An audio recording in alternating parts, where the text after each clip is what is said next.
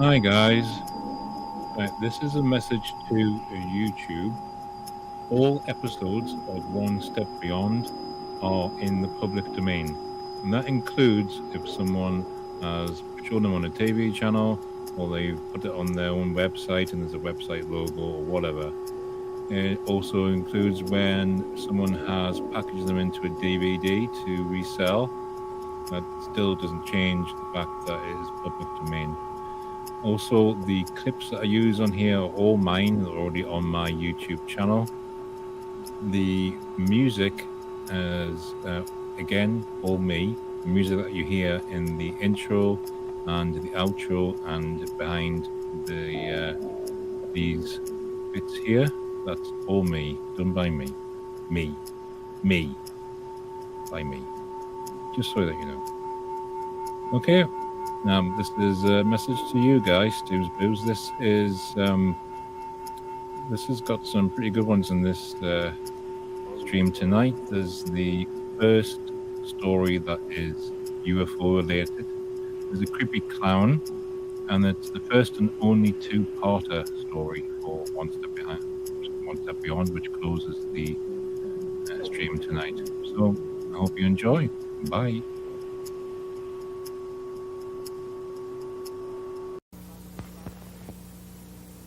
What you're about to see is a matter of human record. Explain it? We cannot. Disprove it? We cannot. We simply invite you to explore with us the amazing world of the unknown, to take that one step beyond.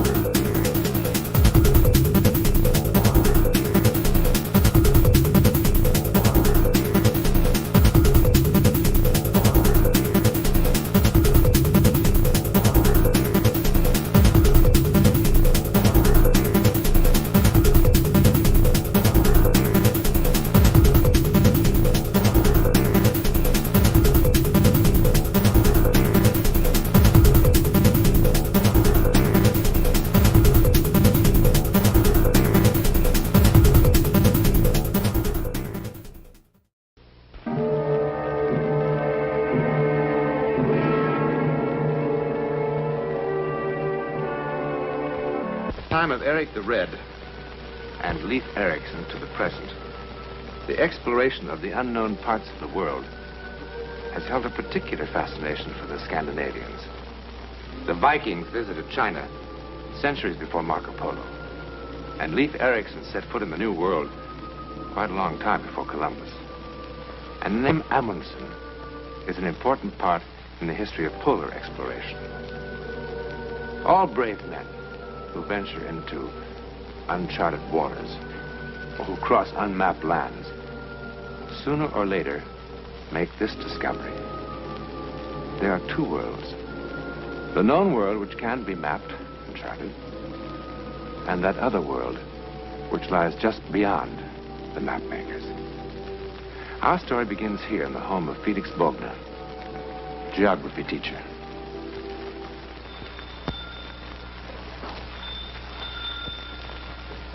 Martha, the door.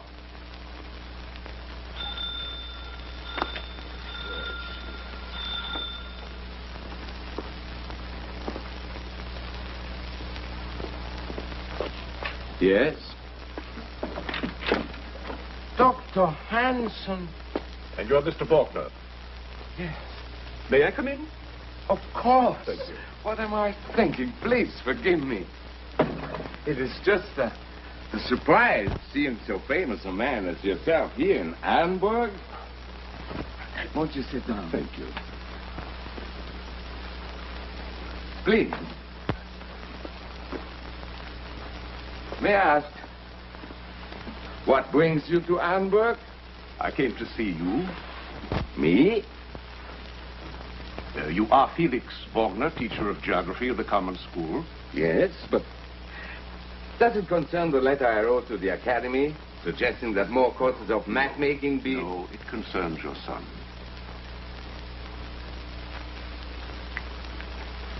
I have no son. He's dead. Yes, Eric is dead. You know his name. I knew him, Mr. Bogner. You... Felix, was that the bell? I was sweeping the carpet.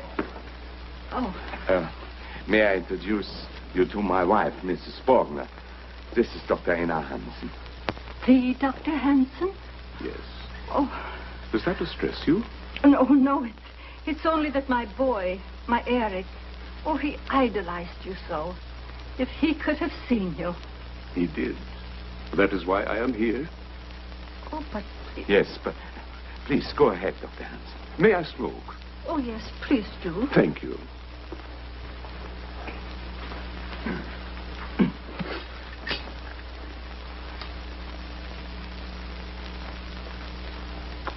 Thank you. As you know, our expedition into the Sahara began disastrously. Our supplies were late in arriving, and as a result, we had difficulty in getting a guide because it was nearly the beginning of the sandstorm season. West of Arawan, the wind began to rise. Of the 10 in our party, 7 decided to return to our base. That left Professor Anderson, Gus Karpus, and myself. We had a native guide and a camel. We decided to press on toward Kifa. The next evening,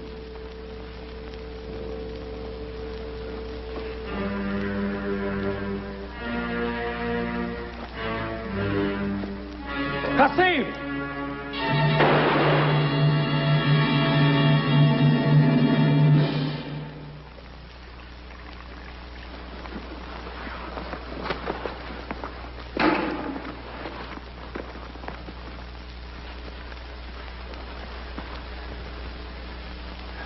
here goes.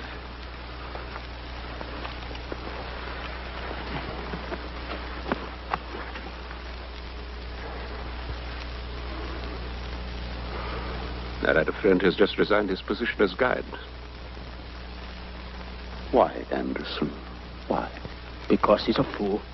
I only meant to frighten that. Likewise, our faithful camel. I hope you realize the position your bright young professors put us in now. Well, do you intend to stand here all night, Doctor?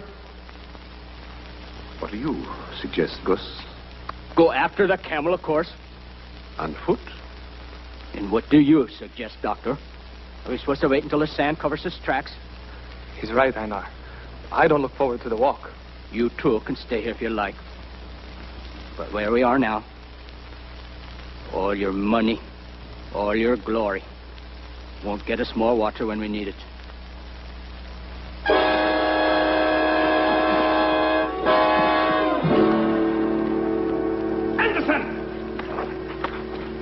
Stop it now!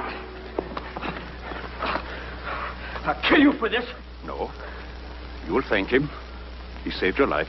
I'll take care of my own life. Once the sun came up, you would not last 3 hours without water. You should know that, Gus. So we wait here until we die, is that it? But we last longer because we're near the water bag. Is that it? Not me. I'm going. We go together. But not tonight, though. Why not tonight? Now listen. Wind is coming up. We've got to move our shelter to the east side of that dune, and now. By morning, there's going to be a sandstorm. You sure the wind will blow the same way all night, Doctor?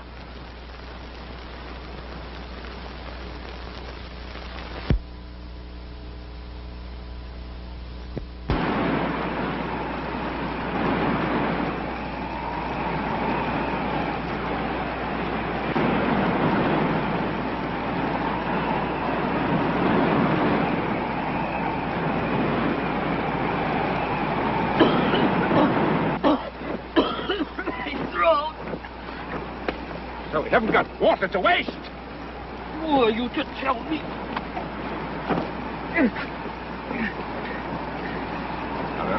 Water's going to have to last us a long time. Take your hands off me. Now, Gus. That's going to be shared. Shared alike. No extra rations. Agreed? Agreed. Gus!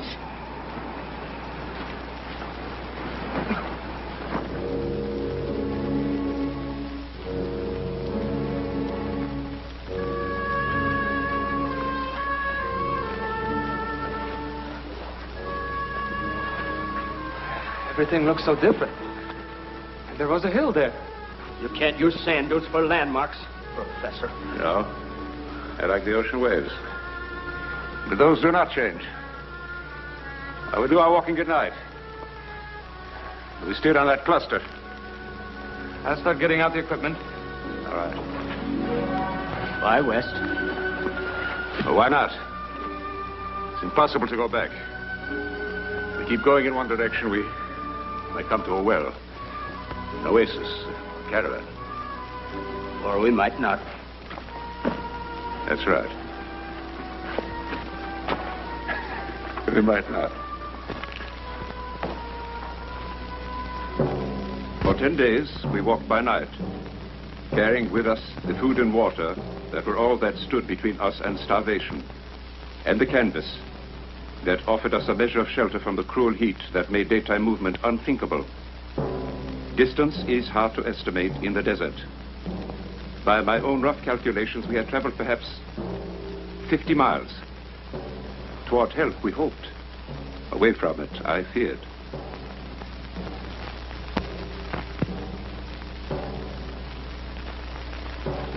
In any event, our situation was becoming worse. It was necessary to reduce the ration from 1 biscuit per day and a cup of water to 1/2 that amount.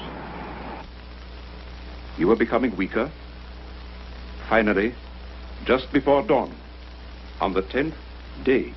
What are you stopping for? We still got an hour before light. We're going to gamble at last hour. Gamble? On what?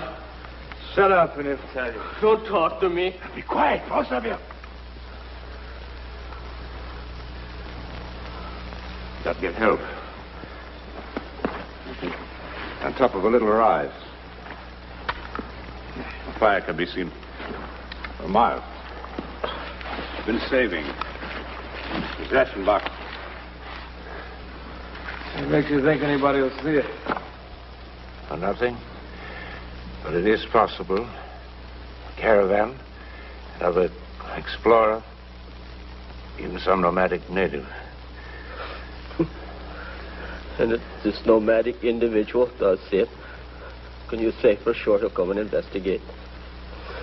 No. But I can say for sure what will happen to us if he doesn't.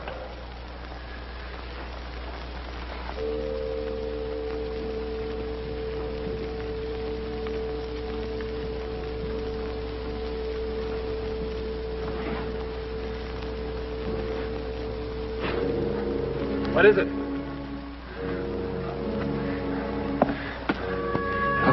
Look.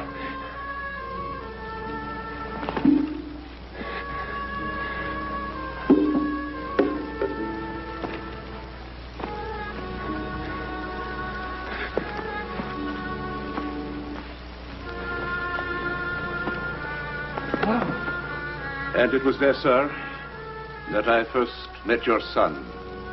He knew the desert as no man has ever known it, its topography, geological structure, and its history. And he told us that we were wrong to go west, that there was a well 40 miles to the south. When he cited an ancient Phoenician geographer who had described the well, we did not think to question him. We simply did as he suggested. Gus!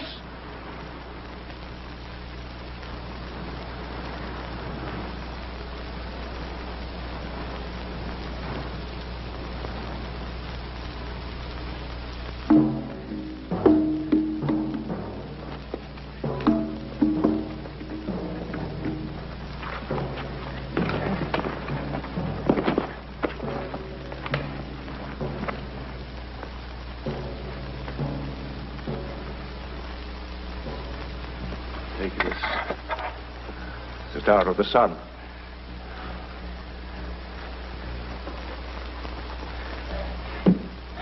Look at these markings. It's Babylonian. It's just as you said, Eric. You saved us. Not I. I relied on what Daxis wrote. Nearly 30 centuries ago. Eric, how far from here to the well? 2 miles. 3, perhaps.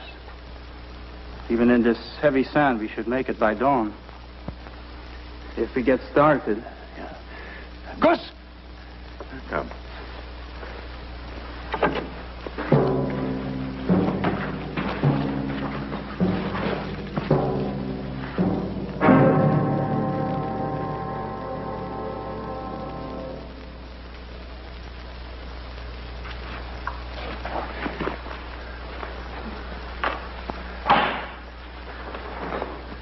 It isn't fair. We came so far. It's his fault. He told us to go south. He's killed us all, a murderous fool. Gus, it's no one's fault.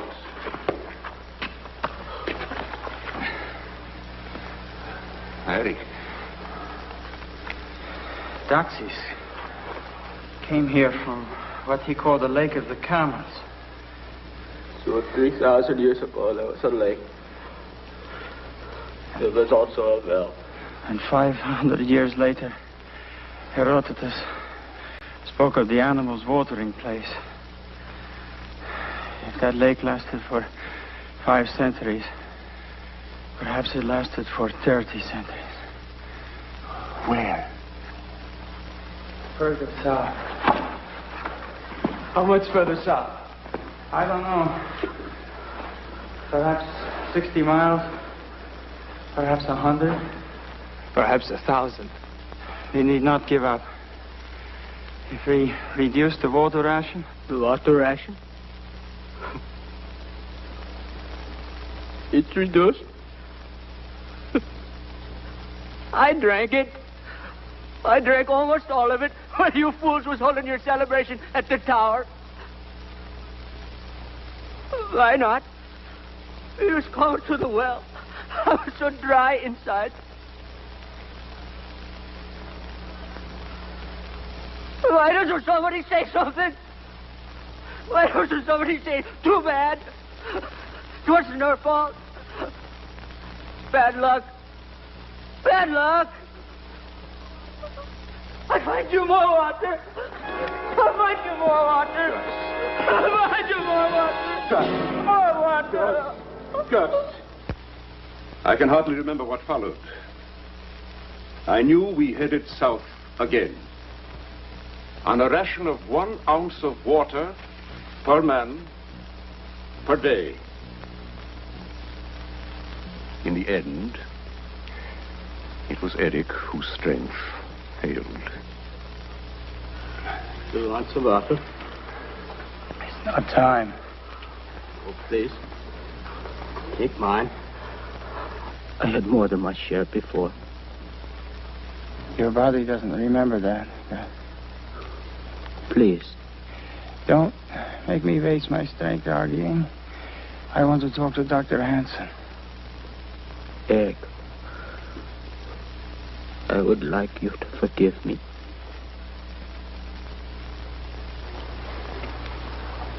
He wants to talk to you.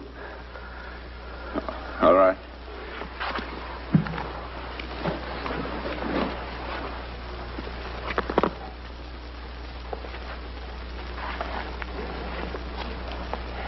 Doctor, in case I don't make it. You will. In case. The devil's body still has water. The map. Follow the map carefully. I will. Doctor, remember my name. I told you my father teaches geography in the village school of Arenberg. I would like to meet him someday. You will. Tell him what happened. We will. We all will. Including you, Eric. We'll go together. Perhaps, Doctor. Now, get some sleep. You too, Doctor.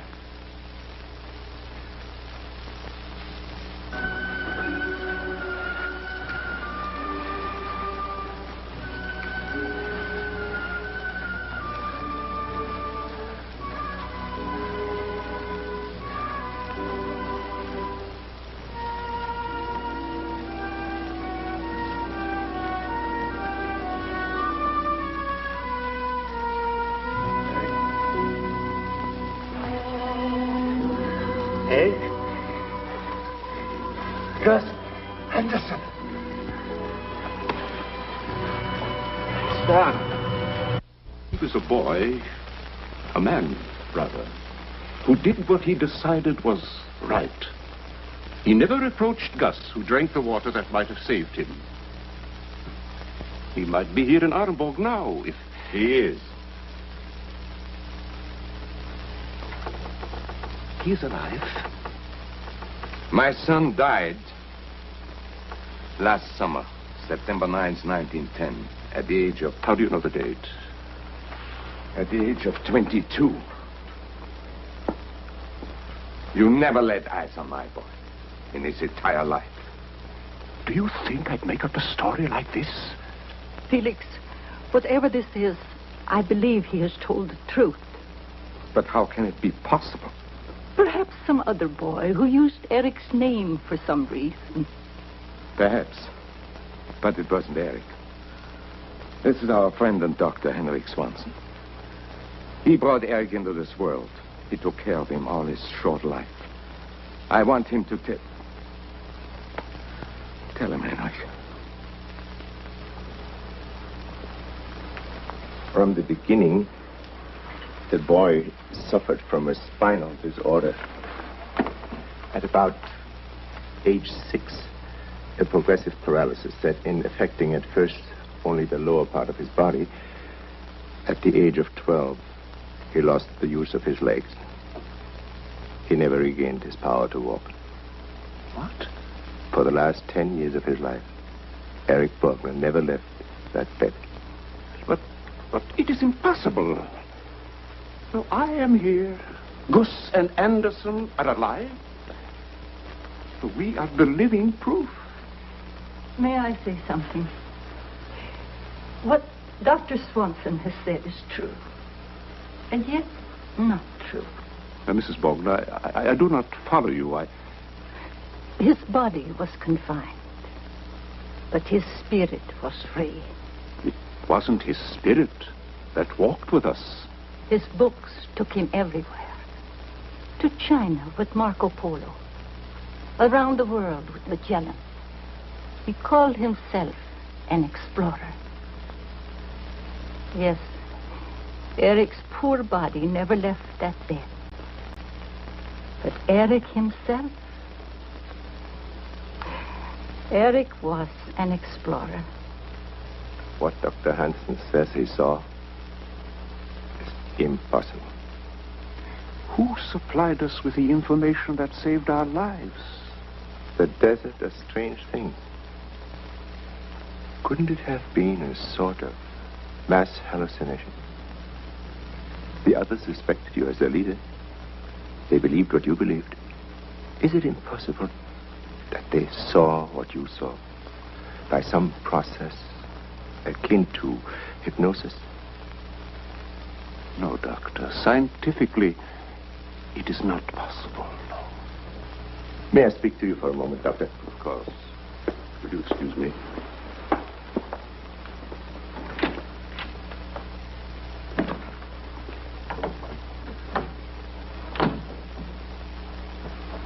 I am glad for you. What? Because in time you will be able to believe completely my explanation that it all was a mirage after all. But what about me? I mean, you have answered something which has caused me many sleepless nights. Doctor, what do you mean? On the death certificate, I wrote natural causes. I dared not write on it what he really died of. Because, well, it was medically impossible. Doctor, what did he die of? In this room, in this bed, with a pitcher of water beside him on this table, Eric died of dehydration. Thirst. Thirst. As though he were in the middle of a desert. Now, Doctor, is there a picture of the boy? Yes.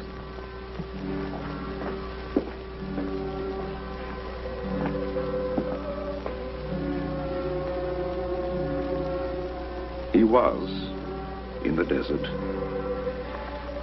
Doctor, don't ask me how, but he was.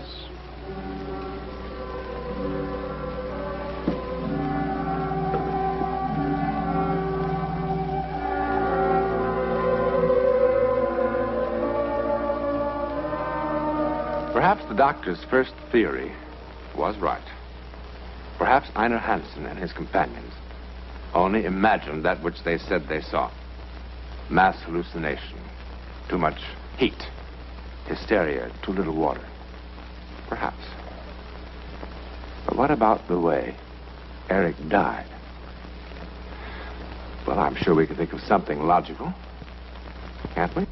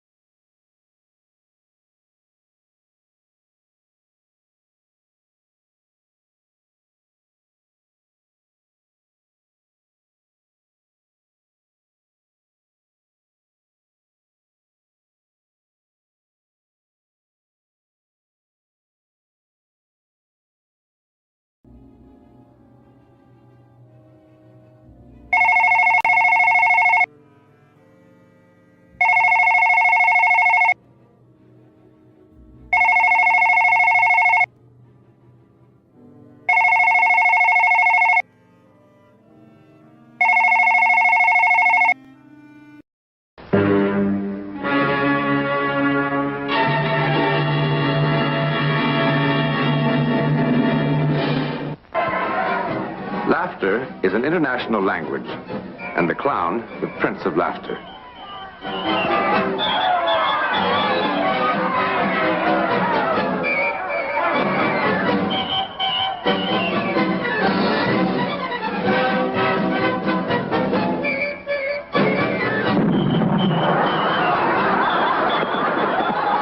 He is a universal phenomenon.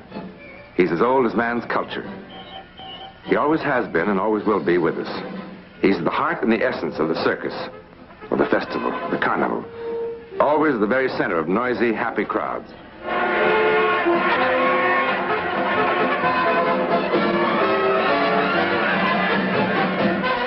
It's the same everywhere. China, Russia, Germany, Italy, America. But where does the gaiety disappear to when the festival is over? The circus ended, the carnival closed for the night. What happens to the droll man in the ridiculous costume?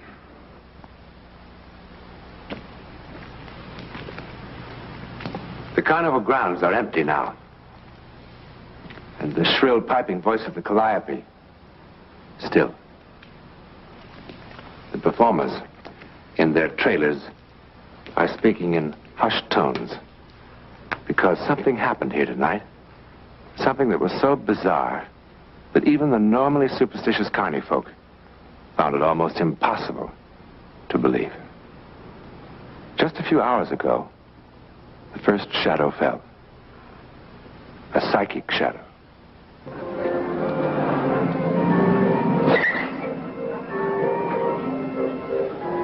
Hey, a carnival!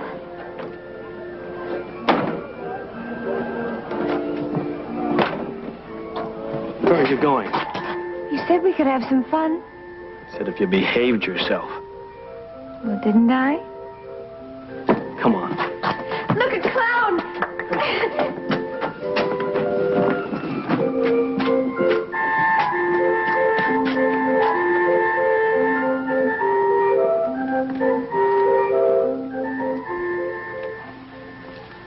Look, a clown. A putty nose and a grease paint smile. The man inside the clown? Anonymous. X. But that doesn't matter because usually the only function of the clown is to make us laugh. Usually.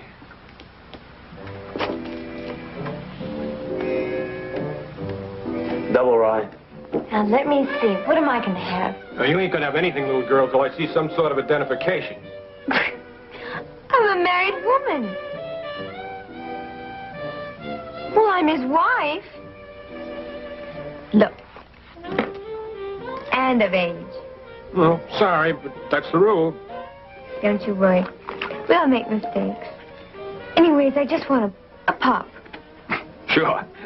You know, you had me there for a minute. I thought he was your, well... What's so funny? What's so funny? And who asked you?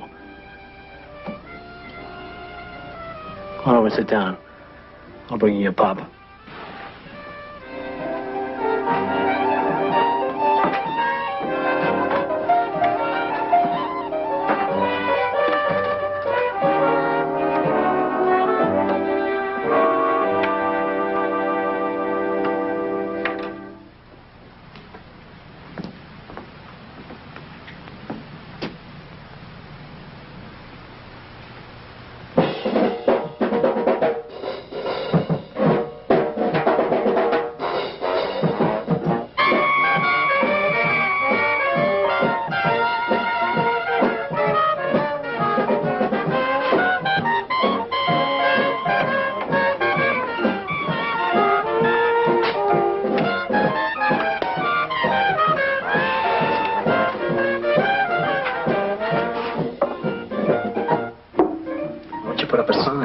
Well, honey, I didn't do anything. Not a thing. Oh, no. Not you. Not a thing. Look at you. Look at you. I'm telling you, Nani, one of these days you're going to drive me too far. Do you understand? I am so sick of watching you put on that nice, sweet act.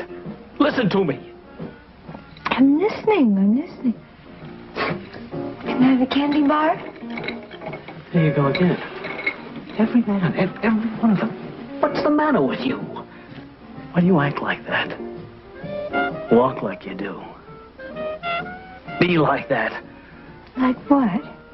Like you are. Well, how else can I be except like I am? You're cheap. You're cheap. Insult 1,275. I know it the first time I saw you, too. Remember out there on the road, your old man's fruit stand, you selling peaches? Peaches. I said to myself, she's fresh as a peach herself. But look out. Wrong, and still I fell for it, didn't I? I had to have you. Sorry. Can I have that candy bar? You don't listen, do you? I talk, but you don't listen. I'm listening, Tom. I'm listening. You want a fudgy or something? All I want is that you act decent, you understand? Can't you see what it's doing to me? You're getting gray there and there. Stop it! There. That's why you're so mean.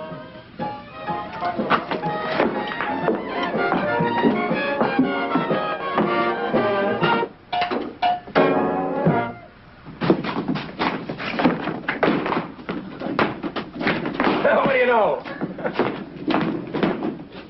Beat it. Beat it.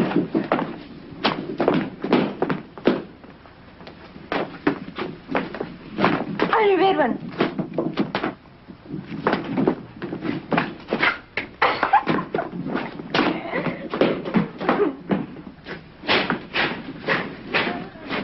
We're back.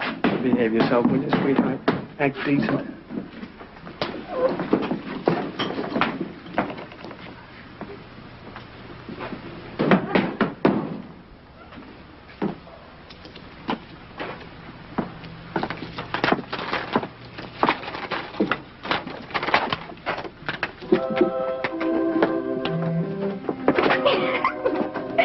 Hi. What's the matter? Cat got your tongue clowny, dear?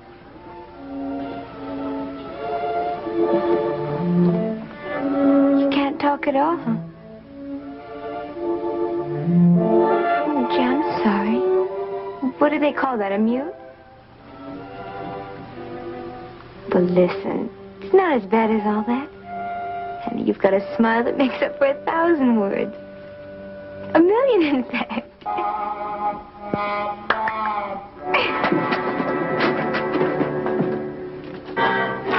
Oh, would you... My hair?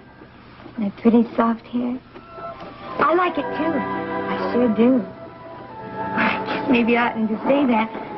But it's real nice. Like silk. You... Go ahead. Feed it all you like. Didn't I tell you it's smooth as silk?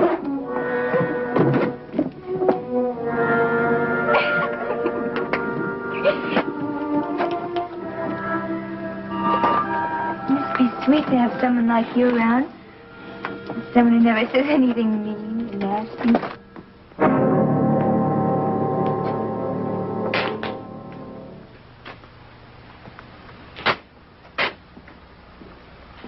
You're real sweet. I like you. I sure do. Like anything. I can't leave you alone, Hannah. I can't trust you for a minute anymore. After the talking, I felt all right. Just a nice guy. Nice guy. Oh, he's just a sweet Right clown. along, just as long as It's I'm like there. my hair, that's all. You like it, it's soft. Will you leave me alone? Will you get out of here and leave my wife's hair alone? It's just sweet. Yeah, he's just sweet like all the He others, likes isn't he? my hair, He's real honey. sweet. He's a nice clown. He likes your hair. It's lovely hair, isn't it? Nice. It really is lovely hair. There. You like her hair? Well, here. Oh, here. You can have it. Now feel it all you want.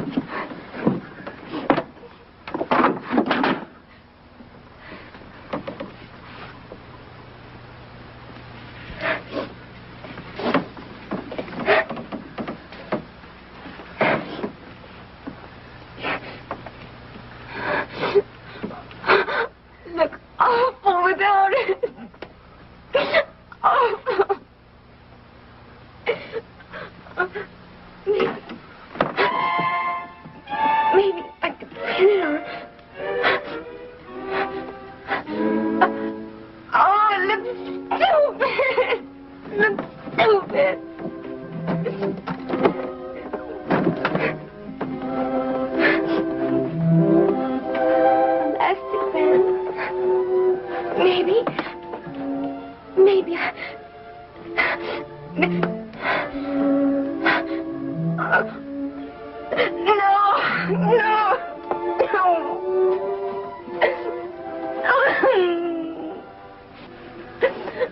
pretty hair.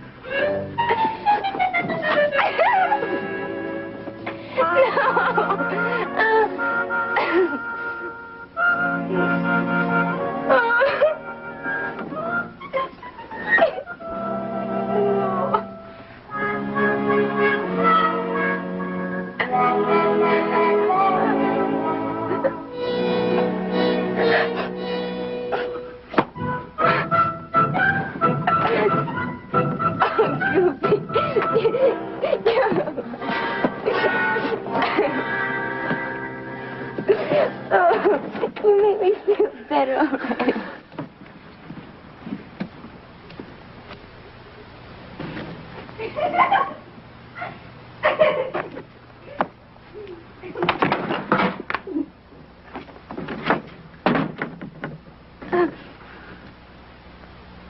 You dirty cheap. I've had it from you. I've had it, do you hear?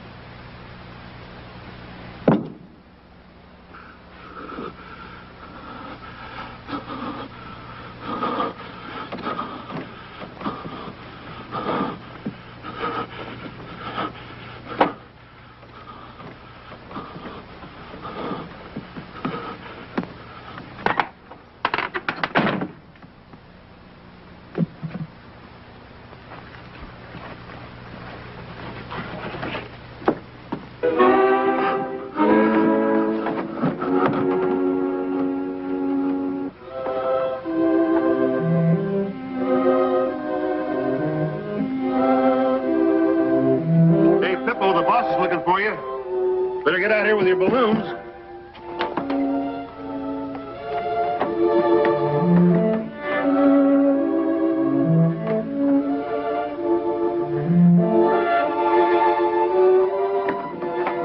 Help! Help! Somebody help! The clown's killed a dame! What are you talking about? I'm not kidding. He's just sitting there crying like a baby. She's bleeding.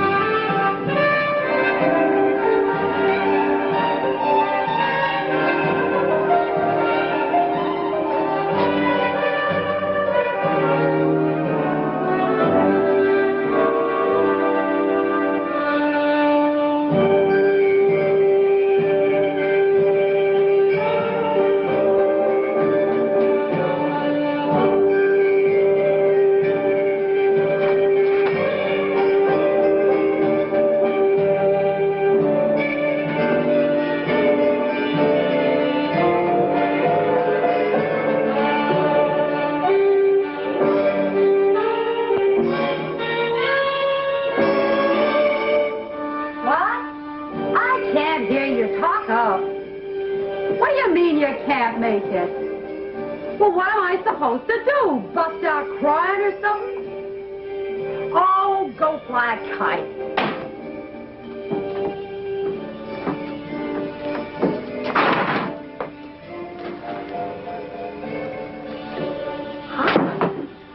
Want to buy me a drink? Go away. Go away. Come on now, is that a way to talk? Leave me alone.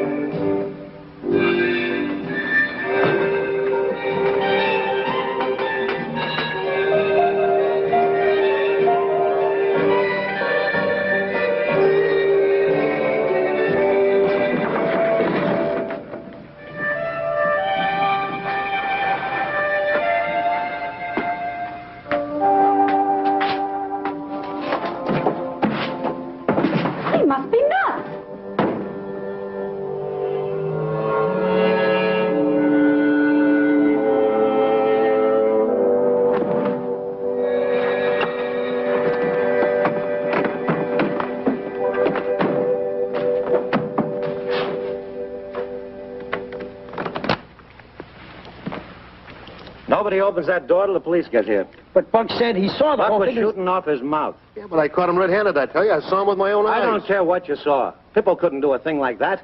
Anybody knows Pippo wouldn't hurt a fly. He's big, he's dumb maybe, but I saw him. He could talk for himself. When the police get here, he can write down what happened. Oh, that poor innocent girl. Stabbed with them wicked scissors of his. I always knew there was something wrong with that Pippo. You mind your own business. All right, back to work. Let's break it up. Come on.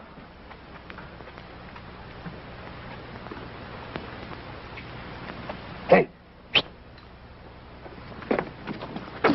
Look at that dummy. Look at his face. Grinning. Just grinning. As if it was some big joke.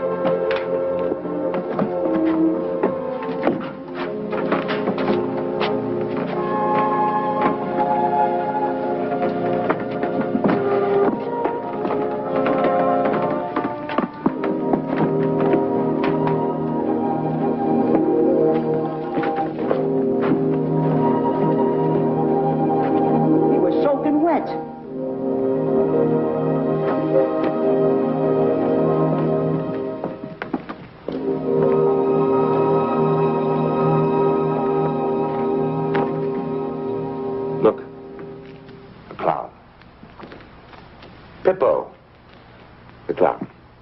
Yes, usually his only function is to make us laugh. It is certainly not to disturb the secure curtain of reality, which hides from our eyes what? And if it makes you more comfortable to consider all that has happened merely an illusion, well then by all means, you be comfortable. But the definition of illusion is that which is unreal. Now the clown was soaking wet, wasn't he? Now that's reality. And the clown never left this trailer, and that's reality. And the prison cell in which Tom Reagan will spend so many years, that is most certainly reality. But, as I said, be comfortable. In a moment, something about next week. Next week, and every week, we'll be bringing you the personal records of the rarest kind of human experience. Man's adventure in the world of the unknown.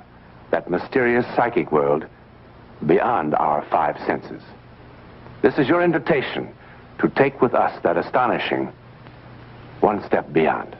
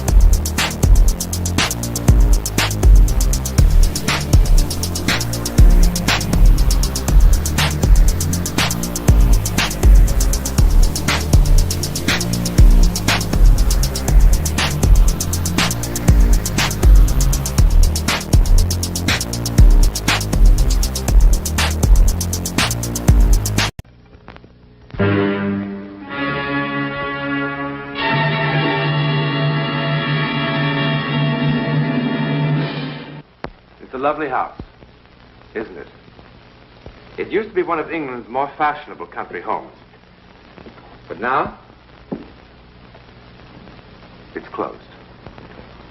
Not for rent, not for sale. It's just closed.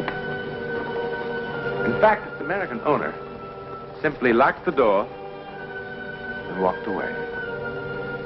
But locking the door hasn't helped Ellie Pelston one bit. It isn't easy for her to forget what happened here. It all began, normally enough, with the arrival of the first weekend guest. Good afternoon, sir. Good afternoon. Enter Donald Ainsley Stewart, career man with the United States Foreign Service. Donald, you darling. You did manage to make it.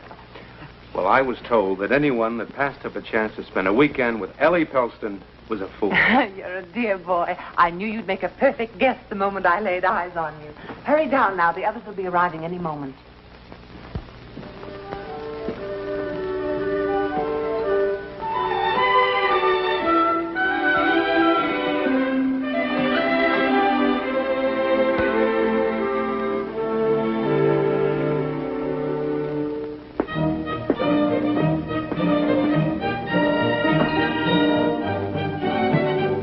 May I help you unpack, sir? No, thank you. Can I get anything for you, sir? No, thanks.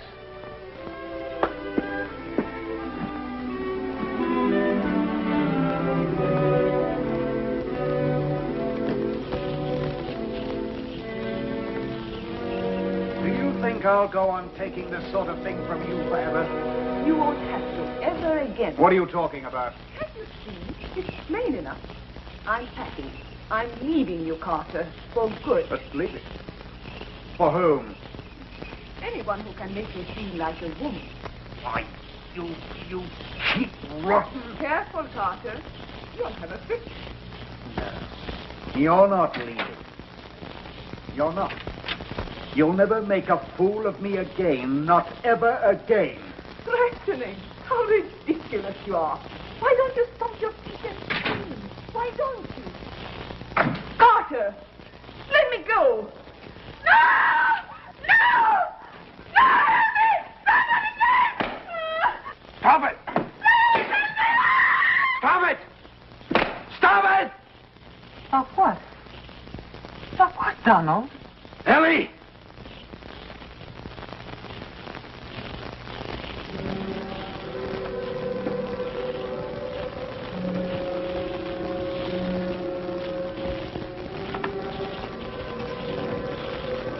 Donald? It's possible.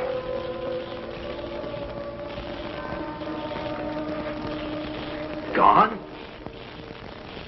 Donald, who's gone? They were here.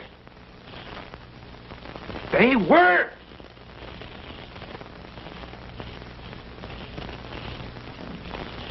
They were.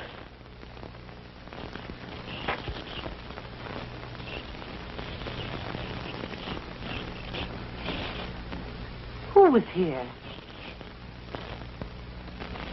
I don't understand. Donald, are you all right? Ellie.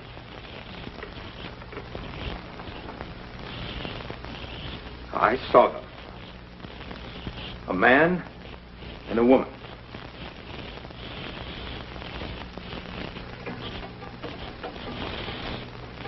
Ellie killed her with this.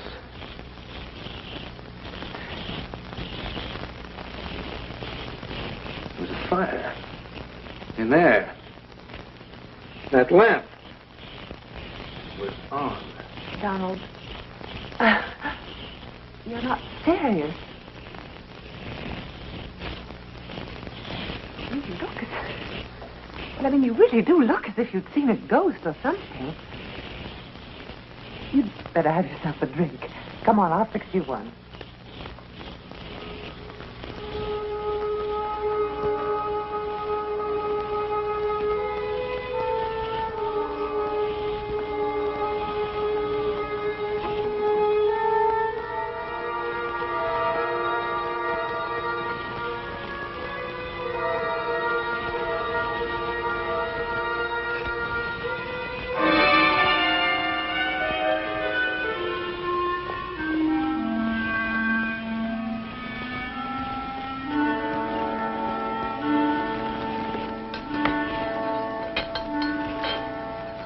will fix you up. 7 different kinds of rum, a dash of bourbon, and all kinds of marvelous things. Well, now, that must be some of the others. Help yourself. I'll be right back, Donald.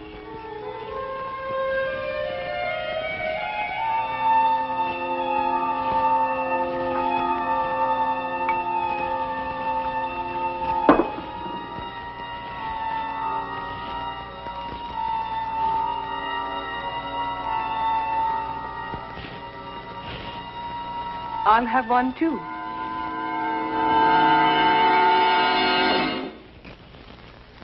Well, I haven't made an impression like that in weeks.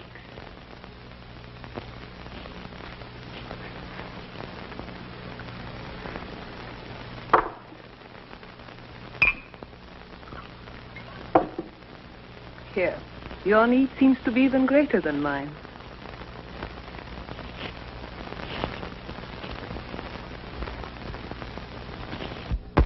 Was the drive down from London terribly exhausting? Oh, it was a bore. It was a terrible bore. I got so tired looking at the back of that chauffeur's head. Every place we go with Julian, we always have to drive. Just once I would like to be able to go by train. The car's quicker. Oh, the car is quicker. And if I say I'd like to go by aeroplane? The car's more comfortable. You see, he's stubborn. With Julian, every day has to be like yesterday. When you discover the best way to do a thing, it's foolish to change. None of you know my new friend, Donald Stewart. We must all be especially nice to Donald. This is his first time in England. He's to be attached to the American consulate here. Donald, this is Hermione and Julian Morley. How do you do? How do you do? How do you do? How do you do? And this lovely young thing is Claire Seymour. That is the secret of Ellie's success with people. Flattery rolls from her tongue as naturally as breathing. I thought she was just being accurate. There is no question that you're in the right line of work. Excuse me a moment. I have to talk to Isabella about dinner. Friend.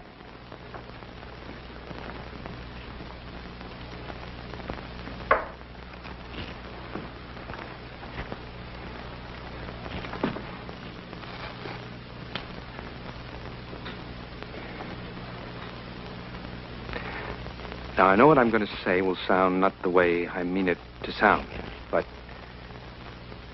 have I met you somewhere before? I'm disappointed in you. After that lovely compliment, I expected something more artful. No, I mean it. Have we met somewhere? If we had, I should hope you wouldn't have to be reminded.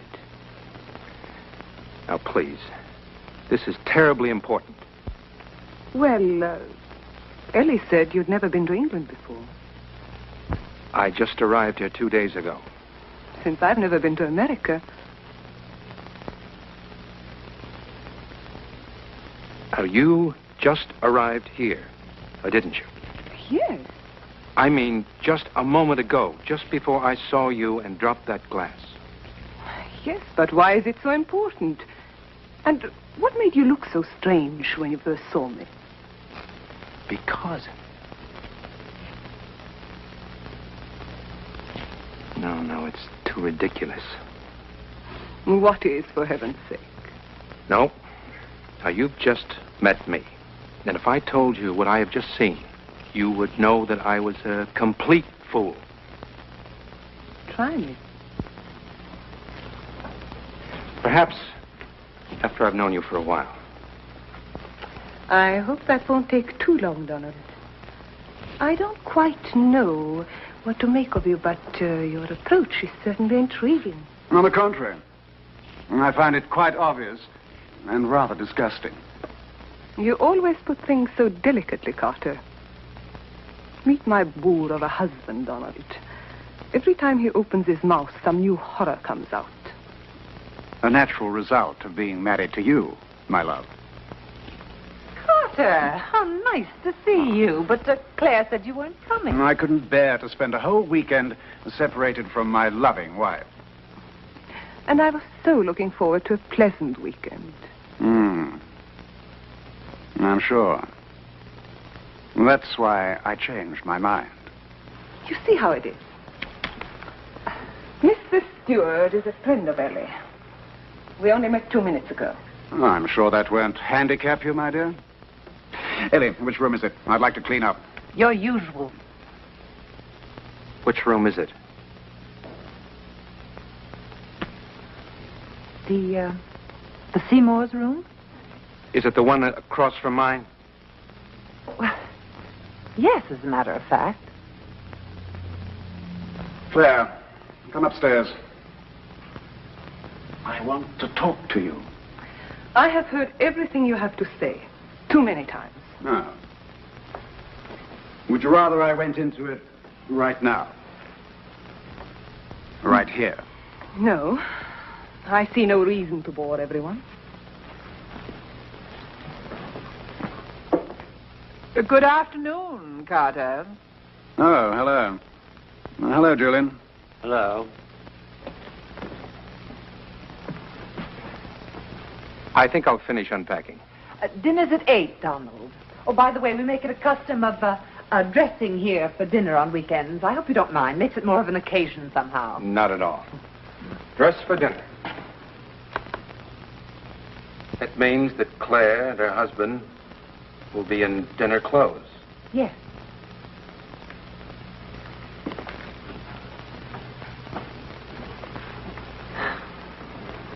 It's a very odd young man you found, Ellie. Yes. Isn't he?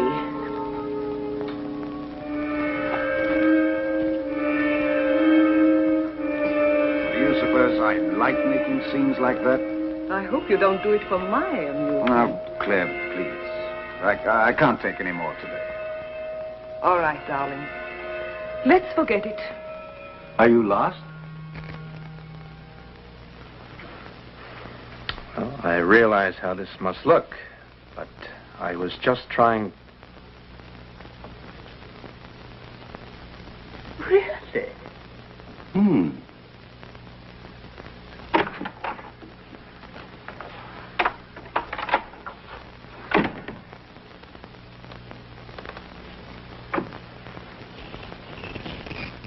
And I can't blame you a bit if you've already made up your mind that I've lost mine.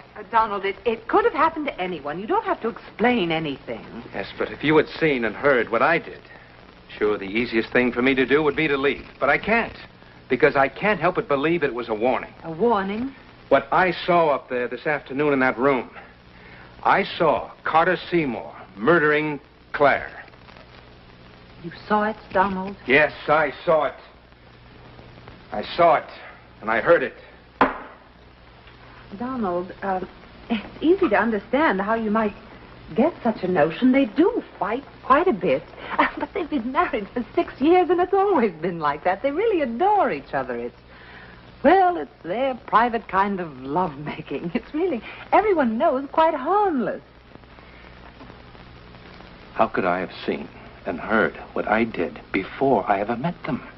Before they even arrived? How could I have seen them in that room while they were still miles from here? Well, look, I know how this sounds, because if I heard what I'm telling you about, I'd call a doctor. And now you believe that what you saw really will happen? Oh, no, I don't. I don't believe that. I can't. How can I believe such a thing? But I know it. Just the same. What do you want me to do? I don't know. I don't know what anyone can do. Change rooms, separate them. I don't know. You had experiences like this before, Donald. I mean, I know a lot of hostesses who'd welcome the addition of a few ghosts to lend a bit of interest to an otherwise dull establishment, but believe me, You still think I've lost my mind, haven't you? No. I wouldn't put it that strongly. Well, if you insist on making an issue of this thing, I do have my other guests to consider. It's time for a drink. Martinis? Excellent idea. Stuart, I want to apologize for... Your dress. You've got that look on your face again. It's the same one, the one I saw before. On her. On who? Anyway, better not be. It was sold to me as an original. Well, there, you see. How could I have imagined an original dress? How do I know what you saw just because you convinced yourself after the fact? Would someone like to tell me what this is all about? Yes. I'll tell you. No, not in my house, Donald. Ellie, I congratulate you. Your weekends are never dull, but this time you've outdone yourself.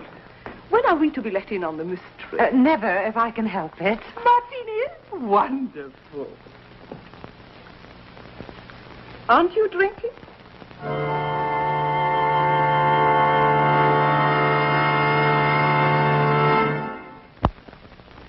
Carter, can't you ever say anything nice about anyone? Not if I can help it. You know, you used to be such a nice little boy, but you've grown into such an unpleasant young man. I think Marie's a lovely child, Carter. Lovely. Oh, she's pretty enough, but she'll never be able to stand Bernard's pace for long. I give them 2 months, maybe 3. She'll soon begin looking for a man closer to her own age. They're not even married yet, and you have them in the divorce court. It's inevitable. Oh, there you are, you see, Carter. You're so bitter. I don't know whether he's bitter or just a bore. Oh, I'm so glad to see you awake for once, Julian. How are things at the plant, Carter? Are your difficulties with the supplier at an end? Yes, we've come to terms. I must talk to you alone. Go ahead, talk. No, not here. We're still competing. I've got to talk to you alone. Perhaps you'd like to see me alone, Stuart. Oh, Carter, for heaven's sake. Oh, it really isn't the sort of thing that you're thinking. No. Well, just what sort of thing is it? Well, go on, Stuart. Why don't you explain it to everybody? I'm sure they'd be very interested. Just look at their faces. Ugh. See, if I told you now, you'd only misinterpret. No, that's not likely. Where Claire is concerned, there's not much possibility of misinterpretation. Now, 6 years of marriage have taught me what to expect. Do shut up, Carter. Ellie, are we going to play bridge tonight? Of course. You know Julian and Hermione live for their bridge. You do play bridge, don't you? No, I'm sure he plays all kinds of indoor sports. Carter, please. Do I embarrass you, Claire? I didn't think that was possible. Carter, please, for heaven's sakes, we've all been friends for a long time now. Let's just have a pleasant weekend. Do I embarrass you, Claire? Yes. You embarrass me. Being married to you embarrasses me. Every day. Every night. Oh, I do. Oh, isn't that marvelous? I embarrass you. Look at her, everybody. Isn't she wonderful? She's embarrassed. Embarrassed? A girl who's done everything. Twice.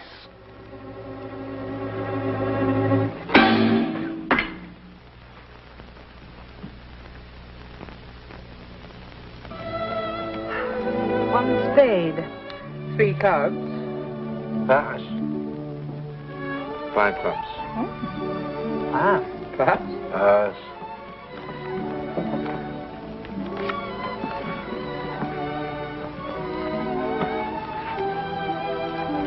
You're the dummy.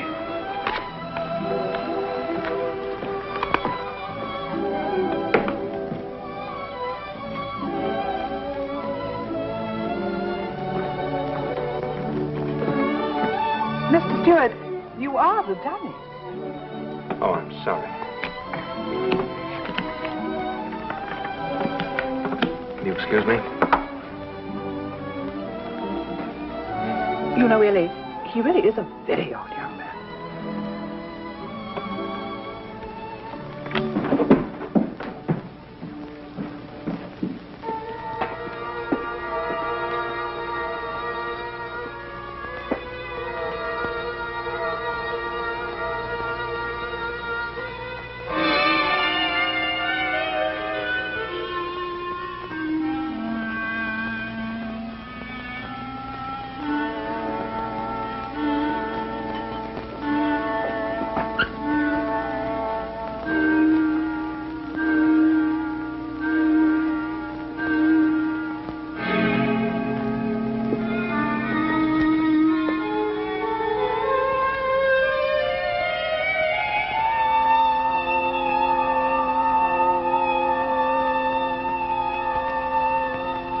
You'll never make a fool of me again, not ever again.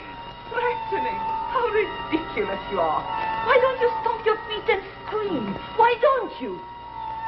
Carter! Let me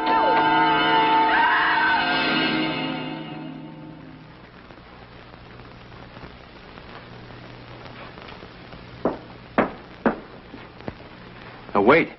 Sir? The Seymours. Where are they? Mr. and Mrs. Seymour? Oh, they've gone, sir. They've gone. Yes, sir. Well, they can't have. Well, they have, sir. When did they leave? Just now. Oh, and they said to give Mrs. Pelton their regrets, that they're not fit company for anyone right now.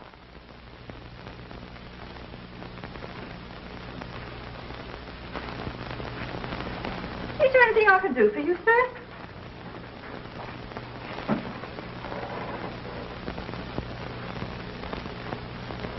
They didn't even light the fire. What's that you said, sir? There was nothing. It was nothing. Nothing? So it seemed. Then.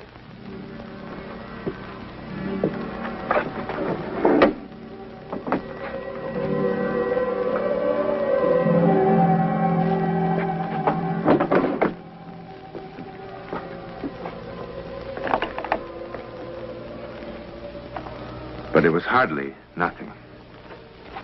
Call it mental radio, or whatever you like. Donald Stewart's experience was not a simple hallucination. It was an accident in time. Somehow, his mental radio had tuned into sights and sounds of the future. Sights and sounds that for some people, in some rare situations, seemed to repeat over and over again, from the past or the future, like an echo in the corridor of time. What Donald Stewart saw and heard did happen, just as he had seen it and heard it, in the same room, on that same September weekend, but a year later. Unfortunately, on the actual and fatal weekend, he was not there to interfere with fate. Now, perhaps as many believe, fate is inexorable, and nothing and no one can change it. Or perhaps not. In a moment, a preview about next week's One Step Beyond. Next week, and every week, we'll be bringing you the personal records of the rarest kind of human experience. Man's adventure in the world of the unknown, that mysterious psychic world beyond our five senses. This is your invitation to take with us that astonishing one step beyond.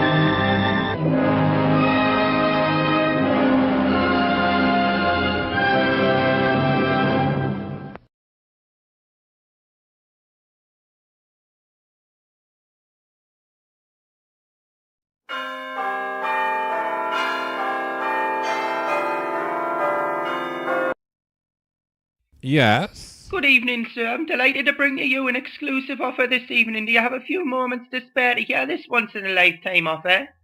How dare you, sir? How dare you have the audacity to interrupt my plans to take over the world whilst wearing very camp clothes and using strange retro equipment? Begone, sir. Begone now. So, sir, you wouldn't be interested in half-price luxury silk robes with gold embossed kimono dragon detail? Silk robes? Silk robes with kimono dragon detail? Hold on. That's the very thing a supervillain can relax in after a hard day of being evil. I can take that order now, sir, if you have a credit card or debit card handy. Yes, yes. I'll take 7.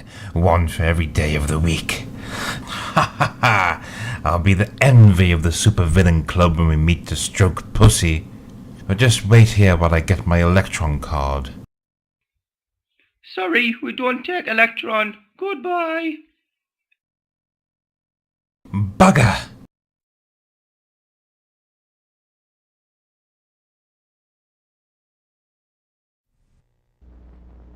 You're about to see an incredible human document. An encounter with forces that no one on this earth withstands. You may find it shocking, impossible. But it is nevertheless evidence of a universe beyond the power of our 5 senses.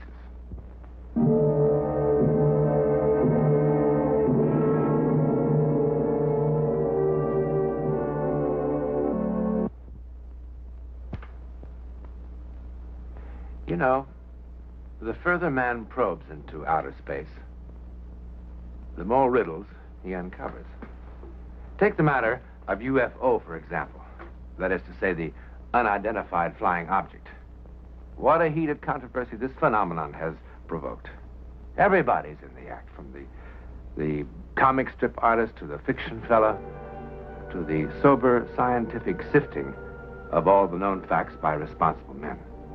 Some from the military, and some eyewitnesses who pilot our giant aircraft. And from all this sifting and all of this screening, certain events of the past years have been generally accepted as having happened. The physical evidence, however, is inclined to disappear into thin air. Sort of, well, like this.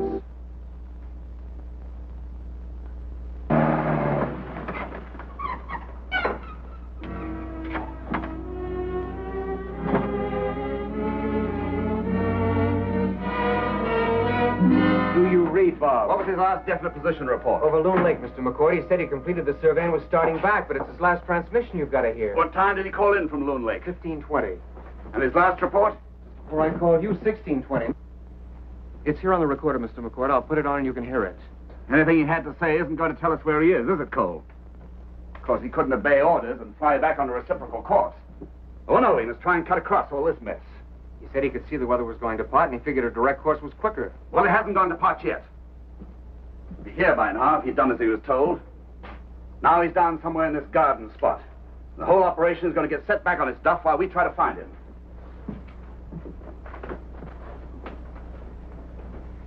Mr. McCord, you'd better hear what Mr. Rand had to say. We'll have to wait till the morning. What's it supposed to be like tomorrow? Not too bad.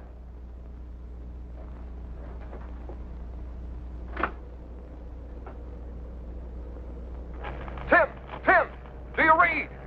I've just taken the most fantastic roll of film anyone ever heard of. It was right there, right in front of me. Out of the clouds like the side of a mountain. Tim, do you read? Listen, there it is again, coming back, coming right at me. Oh, my!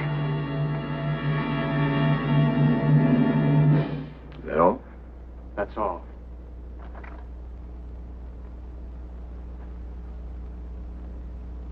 Did he give his altitude over Loon Lake? It was at 2,500. Just as I thought. Comstock Peak is 3,000. If he didn't change altitude, this is where we'll find him. Smashed on the side of it. But he would have changed altitude. What about the films he said he had? It's one of his better-known habits. Wasting company film on the most fantastic pictures. Well, at least the tape will give us some idea where to look for him. He didn't mean he saw a mountain. I heard what he said, Cole. I happen to know him a great deal better than you.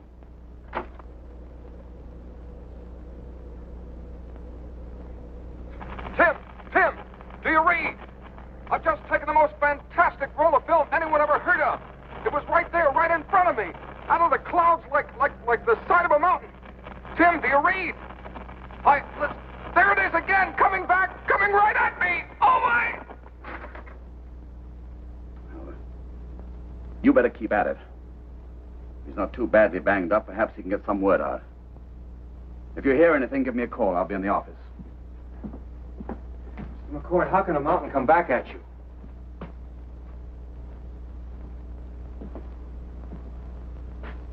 If you're not watching where you're flying, I assure you a mountain can come at you from any direction. You wish to see me, boss? Yes, come in, Jacques. What a lousy night. You heard about Rand? Oui, c'est terrible. Oh, it's a bad night, a bad night. Yes, it's bad for a lot of reasons. All because he could never obey orders. Jacques, how much more time have we got before we have to close up for the winter? It is a hard one to say. So far we have luck. Not too much cold, but it can change all of a sudden. My guy, I remember one Yes, time... I know what you can do, and I remember lots of times, too. But you tell me, so I can tell the main office. 1 week? 2? 5? Yeah, I make a guess. Maybe 3 weeks. How far can you push the road in that time?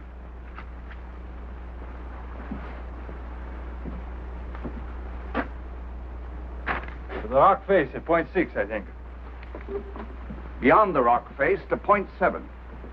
And I don't think, I know. When we come back in the spring, I want to be this far. Maybe you give me twice as many men to do the job, huh? You've got all the men you need, Jack. Work them double shifts if you have to. Work them at night. Sure, we work them on a night like this. What kind of men you think we are? I thought you were road builders. That mine isn't going to do the company any good until we start taking ore out of it. We can't do that without a road. Botte will do the best he can, but he will be an hated man. Bon. Listen, another thing. If I am to do the impossible, I must have the helicopter. It's on its way over for number 3 by daylight.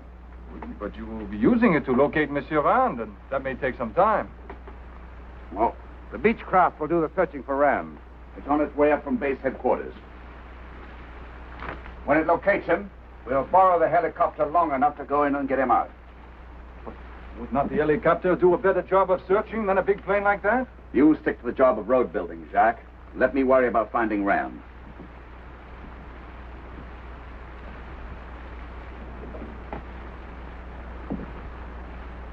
It's a funny thing. I think maybe you don't worry half so much about it as the rest of us. I'm sorry you think that. Poor fellow, he's probably dead. He hit the mountain, huh? Yep, that's the way it looks. But not if it's something else? Doubt it. Nothing else very high in that area. We'll see in the morning. That is not what I meant. I mean, could he not have hit something else in the sky? Like what? No other planes around here. Well? I suppose it is impossible, but... Well, Pierre, he became all excited. He think he saw something in the sky. Very strange looking. Like a big cigar, he says. You know, Pierre told me so last week. A flying saucer. This week, it's a flying cigar. Next week, it ought to be something very special. You don't believe such things could happen, huh? No. Nothing knocked Bob Rand out of the sky, Jacques. But his own poor judgment.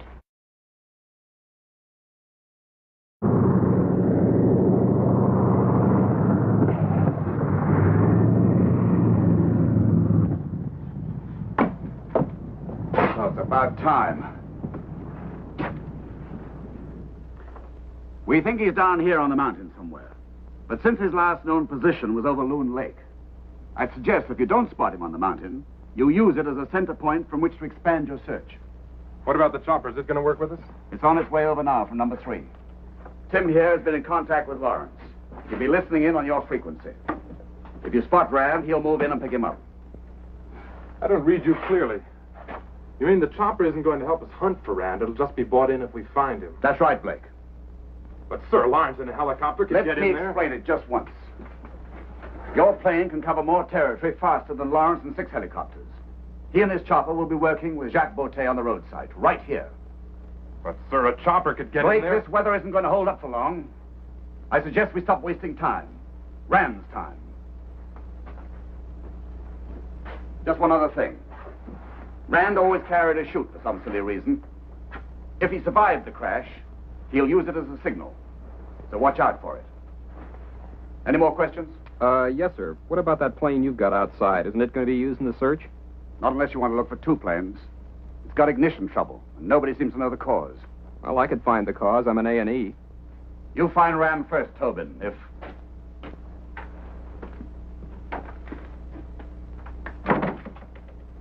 What are you doing up here, Ellen?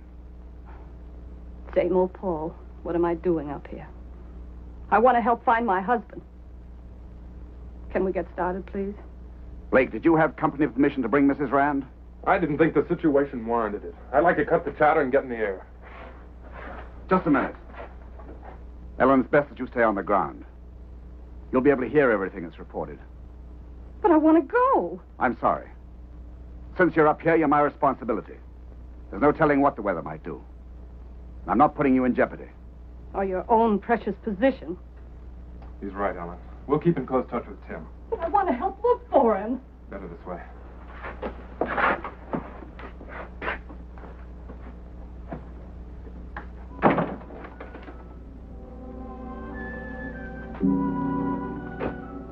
You've never forgiven me, have you? Not even now. You got it all wrong, Ellen.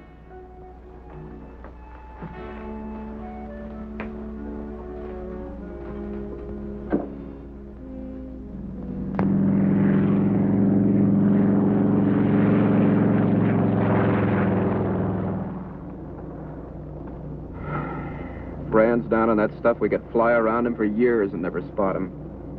Be worse if there was snow. There's going to be a lot of that soon. What's the matter with that guy, McCord? Anyway, doesn't he know a chopper was made for this kind of work?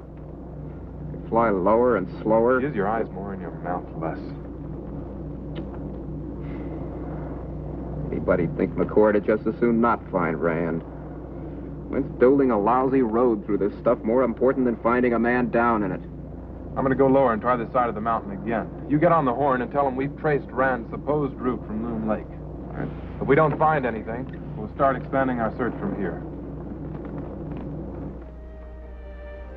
Negative. We're starting a square pattern search using the lake and mountains as opposite coordinates.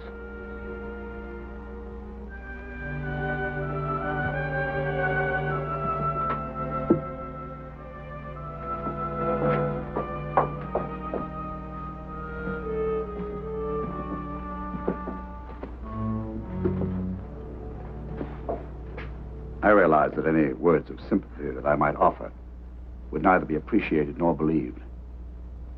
But I want you to understand one thing, Ellen. If I ever felt any bitterness about the way you walked out on me for Bob Rand, it doesn't enter into this. You never liked him. No, I never did. That's beside the point. You tried to prevent him from coming up here to make the survey. True. Your husband could never obey orders. That's why we're looking for him now. If it weren't Bob, the helicopter would be out looking too. It could be the president of Siam, and that helicopter would be exactly where it is now, working with Jacques Bottet. Saving a man's life is not as important as a job, is it? Unfortunately, both are important for a lot of different reasons. And I have to use what I've got at my disposal to save both. How could I ever have loved you? Did you? You had a dandy way of showing it. Mr. McCord.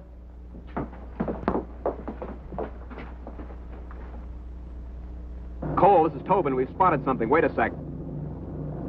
We think it's a chute. We can see the lines in a mess of trees. Tobin, this is McCord. Can you see Rand? Over. Negative, negative. We can just see his chute lines. If you can spare the chopper, Mr. McCord, we'll vector him in. I'll send the chopper right away. They think they found his chute.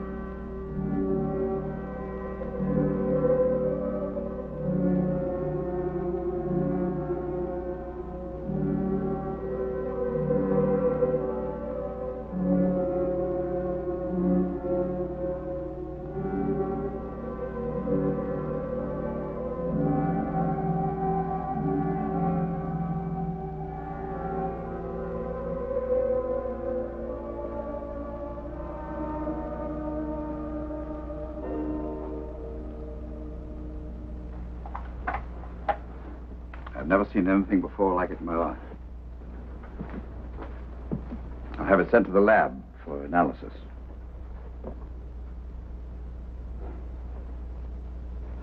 It was hanging from all the trees like spider webs. It was very strange. You get back to the job, Jacques. Oui. It is too bad to find spider webs. You mean angel's hair? Comment? Let's not be cute. I'm not being cute, Mr. McCord, or maybe you'd like me to read it to you.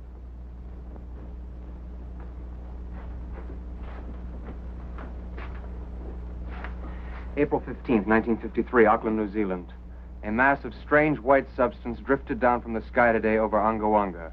It covered fields, buildings, wires, trees, and fences for hundreds of yards around. Here's another one. November 16th, 1953, San Fernando Valley. A fluffy blanket, dead white, with delicate rope-like strands, may be the San Fernando Valley's first physical contact with visitors from outer space. It is reported to have streamed like a lacy ribbon from a mysterious cigar-shaped craft that sped over the valley. Given the name of angel's hair, these mysterious filaments Let were me see that. Visitors from outer space. You stick to your radio, Cole. And you better listen to this again. Tim, do you read? I've just taken the most fantastic roll of film anyone ever heard of. It was right there, right in front of me, out of the clouds like the side of a mountain. Tim, do you read? Listen, there it is again, coming back, coming right at me. What happened? What happened? He hit the mountain or the ground. That's what happened. Or something hit him. This flying cigar you read about. Pierre, he says so. Jack, will you stop talking this gibberish and get back to your job? And you keep your science fiction till after hours. Now, Jacques, get going when I tell you, will you? Just a minute, Paul. What did he mean about the film he took? Well, why didn't you tell us? What are you trying to do? Regardez.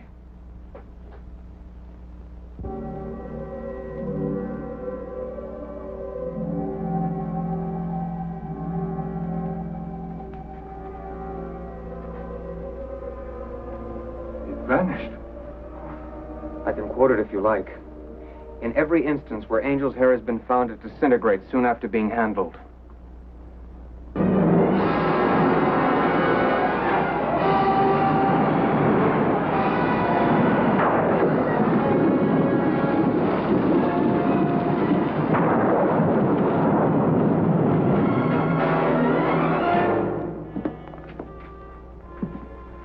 Blake?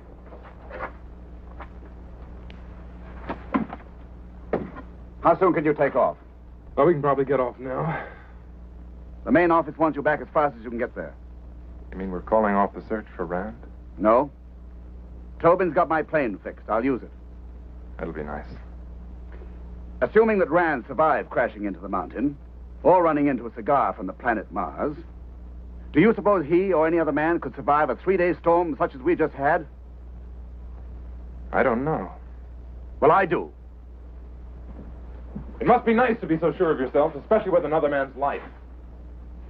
As I said, I'll continue the search in my plane. You've got your orders, Blake.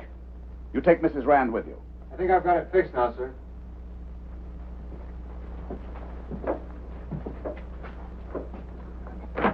They found him. Rand? A call comes to her saying they have found him, and by the Blessed Virgin, he is alive. Thank God. Who called, Ellen? He said his name was Dr. Norton. Where've they got Bob? He has him in his home. He said a storekeeper found Bob wandering, delirious. He said he'd been kidnapped. Isn't that silly?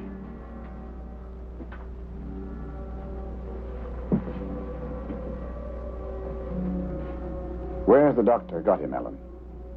That's silly, too. Bob was lucid long enough to tell him where to call me. He knew I'd be up here looking.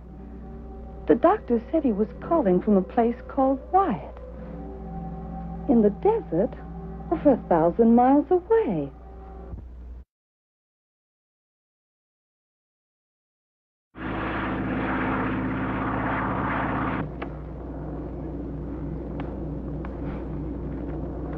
How is she? Pill worked. She's asleep. Why don't you try and psych out? Blake, Is it aerodynamically or meteorologically possible? He had about 2 hours of gas when he called in last. His plane cruised at 120 miles an hour. You figure it out. But with a strong wind. They don't make them that strong around here. But it couldn't be. All that way. I just won't believe it. Perhaps half of believing is being able to accept the unusual. I remember something that happened to me a few years ago in the Air Force that reminds me of Rand. You mean the Kinross thing? Yeah, radar picked up a UFO over Lake Superior. They scrambled a night fighter after it. The two were seen to meet and join on the radar scope. Then the UFO took off like a bat and disappeared. No trace of the fighter was ever found. Isn't it marvelous? The literature you young men read these days. Men from outer space. Stranger cases than that have been sworn to. Even incidents of reported kidnappings. By men from Mars. Listen, I live with both feet on the Earth. Maybe your head in it, McCord. If you'd read the newspapers, you'd find that some astronomers claim that the moons of Mars are artificial. Oh, sure. Our moon is made of green cheese. We're on the verge of space exploration ourselves. Why is it so hard to believe that others might have beaten us to it? It's a pretty big place, chum. Now, maybe you're smarter than all the rest of us. Maybe you know what lies out there, huh? Better hold the phone till we hear from Rand.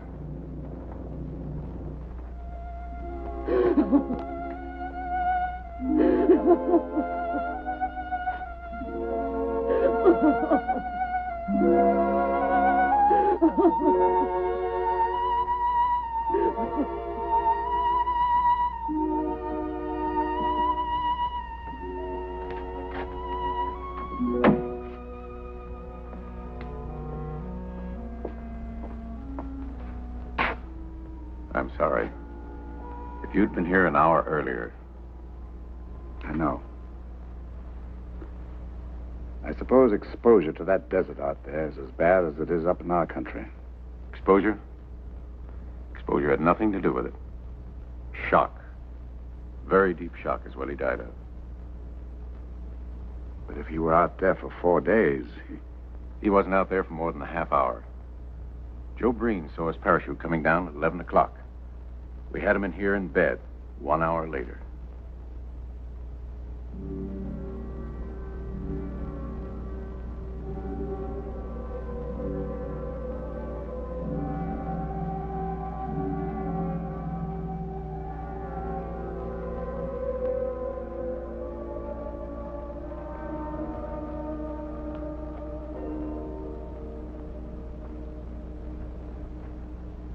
The physical evidence is inclined to disappear into thin air. Bob Rand was found over 1,000 miles from here. His last position report.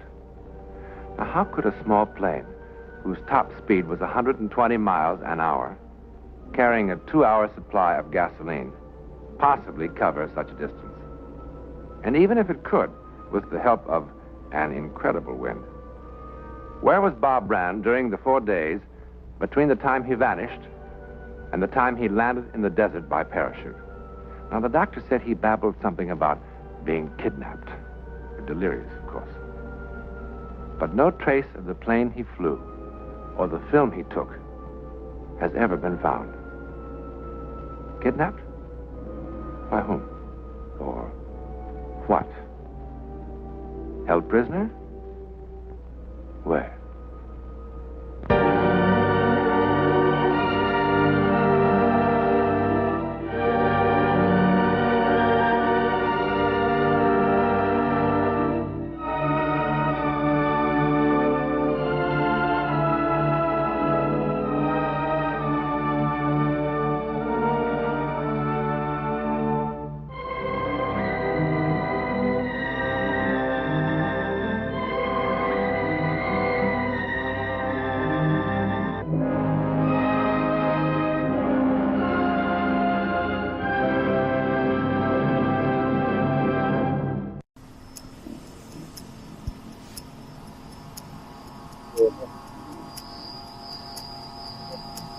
And it is one of the rare stories that is actually, you can link it to a real person, because it obviously names the person in the titles, it talks about the person, that's his real name, but also at the end of the second episode you actually meet the real person, so that's cool. Okay guys, enjoy. Many of the most incredible incidents in the world of psychic phenomena have strangely enough emerged from war, as though men had to be reminded that, despite the senseless carnage, they were somehow still in contact with the spiritual, the divine. Now, nothing in the world of psychic phenomena is more remarkable than what happened to Peter Herkos. And that, too, strangely enough, began in war. Amsterdam, 1944. The Dutch underground. The strange road Herkos traveled into the world of the unknown begins here and now.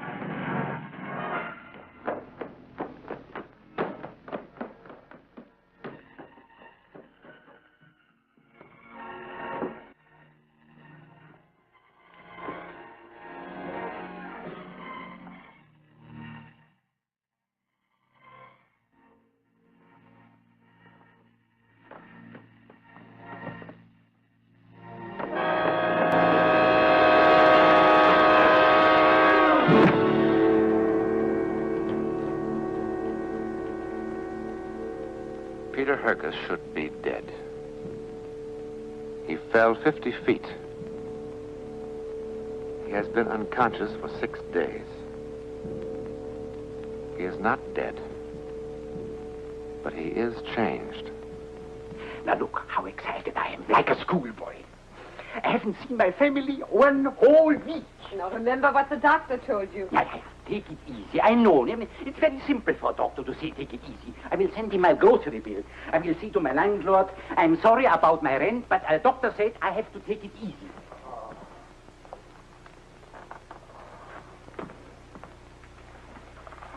Mynheer? Oh, no, please, lie down.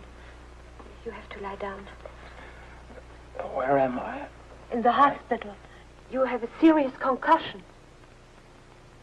How long have I been here? 6 days. 6 days? No, please don't worry. The doctor filled out an accident report. You were run down by a lorry. And while you were having your snooze, our allies smashed through Schleswig-Holstein to the Baltic. Also, you cornered the market on potato soup. Tante Elsa. I didn't know she was your aunt. Oh, she's everybody's aunt in the whole rooming house. You know, she told me my fortune from cards. I'm sure she did. No. She's very good. She said, I'm going to be one of the richest men in Holland. Whatever I'm going to touch will turn into gold. So. Well, get well soon, my friend.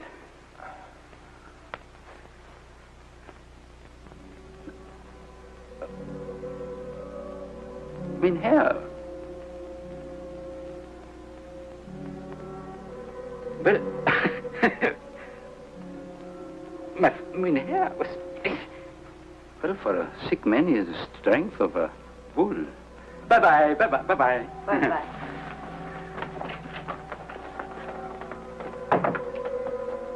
Who is that man? His name is August Breitner. Breitner? Mm-hmm. Emergency, appendectomy. Stop him. What?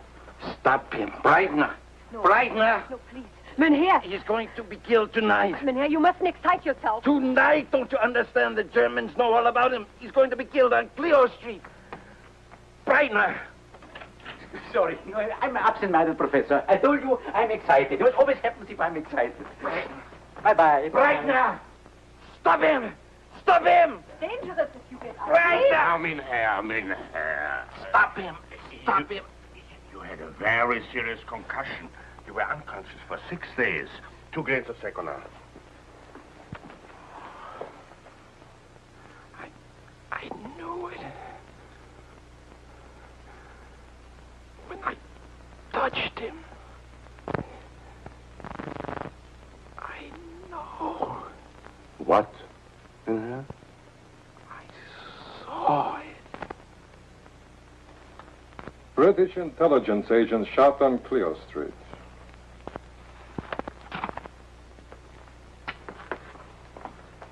How did you know? But I've told you. You touched his hand and you knew. Yes. How stupid do you think we are? I'm telling you the truth. I tried to stop him, didn't I? See? Why? Because you had a moment of compassion? I suppose a traitor could have a moment of compassion. Traitor? How else could you know that Breitner would be killed on Clio Street? I've told you. The nurse saw. It just came to me. Oh, it just came to you. I have been in the underground for 3 years. Before that, I was in a German work camp. And before that, I was in Buchenwald. I have fought the Germans in my native Spain, in Greece, now here. The sad truth is that a month from now, I might find that my shoes are too thin, my room too cold, and German sausage too appealing.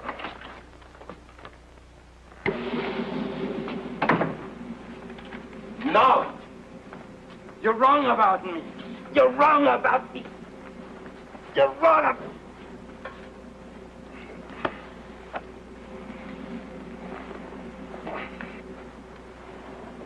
¿Cómo me repugna matar a la gente?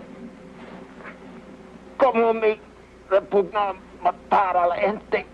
Marta a la gente.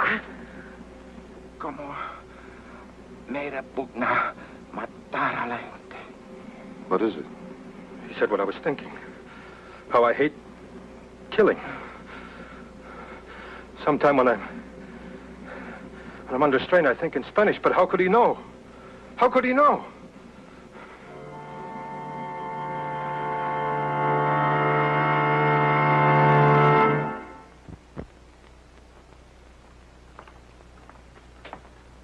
Now, you don't act like a man who's going home. Mr. Herkus, you're as good as new. If I'm just as good as new, why can't I just go? You know, Dr. Molehouse must have charged you. Doesn't anyone hear it but me? Hear what? The voices.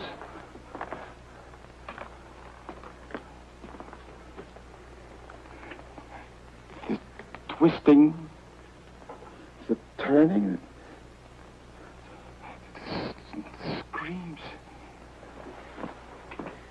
Mr. Herkus, please. Doesn't anyone hear it but me? voices and visions persisted. Everything he touched pushed him deeper into a world of sights and sounds from which there was no escape. His mind was no longer his own, his every waking moment a torment. Each new day brought fresh despair. What have you been doing, sitting there since last night? Good morning, Tante Elsa. Good morning, my lamb. Huh.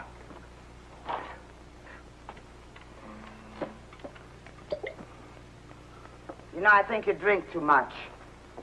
It's the only way I can stop the voices. And how are you going to stop them tomorrow? That's the last of the wine, my lamb. Business was terrible this week. Thanks to Miss Frau Higgins. She's been spreading lies about me. I told the fat fool that her Uncle Herman was going to die and leave her 5,000 guldens. But they gave him one of those new wonder drugs. Was it my fault? What are you going to do? I don't know, and I don't care. You'll care tomorrow. Maybe I should go to see the doctor at the university. No. Why not? Maybe he can help me. He'll do to you what so many have done to me. Doubt you, mock you, destroy your faith in yourself. Faith? What faith? Whatever you are, you are. And what am I, huh? I'm just a jungle of sounds and screams. Jungle, sounds, screams. What kind of talk is that? I'll tell you what you are.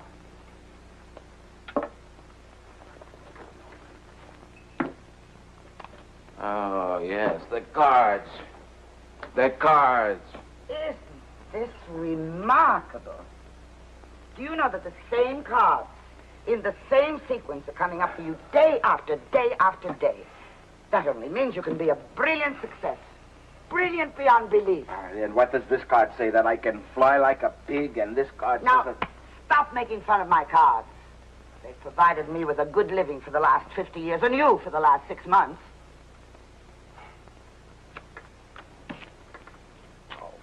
I'm sorry, Tante Elsa. I'll try to pay you back somehow. How? Since the war has ended, I've tried to get a job, haven't I? A job doing what? Painting houses? Oh, what else do I know?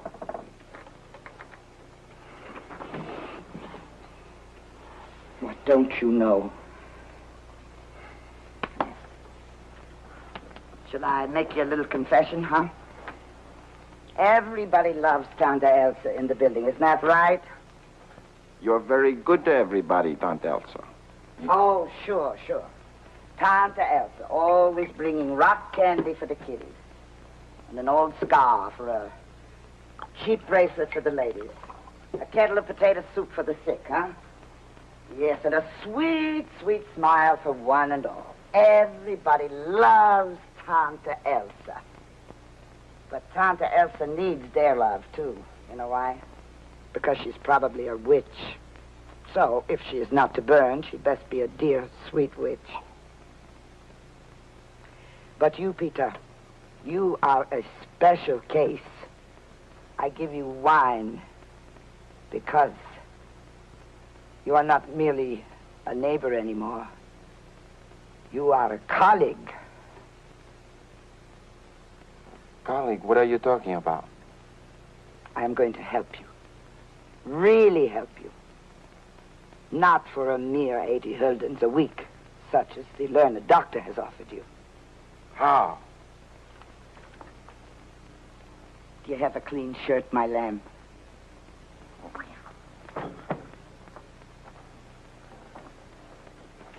And if you take my advice, Herr Stahl, you won't invest 1 gulder in your son-in-law's business, because you won't get back 1 stiper. I see we have another question from someone in the audience. The name of this person is... Just one moment, ladies and gentlemen. I know exactly how it's done. The paper can't burn. It goes down a chute. The name of this person is... Peter Hulkos. Will Peter Hooker's rise, please. What's he talking about? I sent no message. Oh, yes, you did.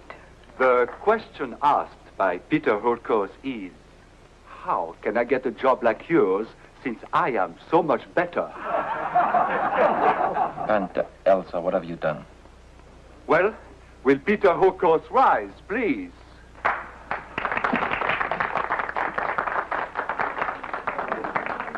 Well, do you think you can give psychic readings better than I, mein Herr?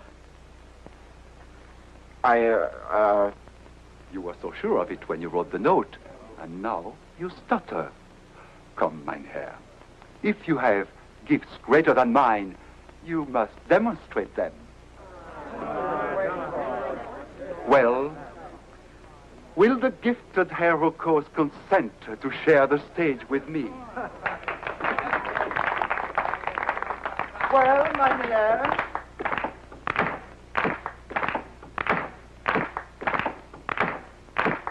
A man with such gifts should not keep the stage. The whole world waiting. Please step right up here. So, this is our psychic marvel. What is your method? How do you work? How does the truth come to you? Tell us, please. I touch things. You touch things. And what would you like to touch, mein Herr? Not my wife. What my watch do? What marvelous things does my watch tell you beyond the fact that it is 8:15? Apparently, my watch is not telling anything. Would you like to try my suspenders? Your watch tells me much. Oh, now he's getting it, ladies and gentlemen. Inside the case, there's a lock of hair. Blonde, not your wife's. Nonsense. A girl that you take from town to town. She's in the audience now.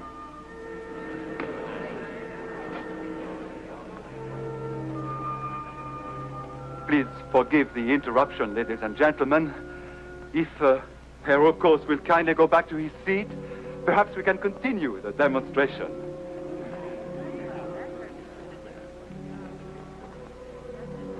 Will you kindly go back to your seat, Herr Hurkos?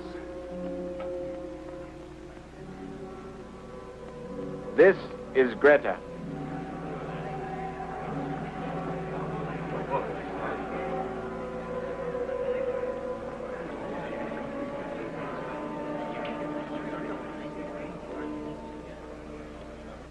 Peter Hurkos became an instant continental sensation. But he was untrained in the mechanical tricks of the professional magician. He could rely only on his remarkable psychic gift. And soon he began to fear he would lose that which in the beginning he had not wanted. Such a fancy place, you'd think they'd have better accommodations for visiting artistes. Still, the rich were never known for their generosity. What is it, my lad? It's just this morning when I woke up, I thought it was gone. I mean, disappeared. It will never go. Did I not tell you you would be rich and famous? The doctor said it could go like this. Peter, you're so depressing. Did you ever think that one day you would be entertaining in the great manner of one of our great patriots? What if I'm not good? What if I'm ridiculous? What if they laugh at me? Never. It's strange. Right after the accident, I asked them to cut open my head and take out whatever it was. And now I'm afraid to lose it. That's funny. I'm spoiled to be a house painter. Take them. Oh, no. Will I be good tonight? Oh, Peter, you're ridiculous. Read them. You're teasing me. Tell me how good I will be tonight. Me, a fortune teller, telling anyone with your powers. All right, I know it's silly. Do it anyhow. I... What would happen to me, I would be nothing again. What do they say? Tell me. Nothing. They do, tell me. They say what they have always said. That my lamb is going to have great success.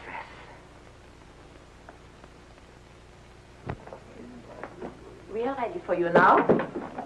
I hope you will be as amusing as you were in the theater, Mr. Herkus. Now, since my husband's illness, these little entertainments are very important to keep up his spirits. Please come along with me here.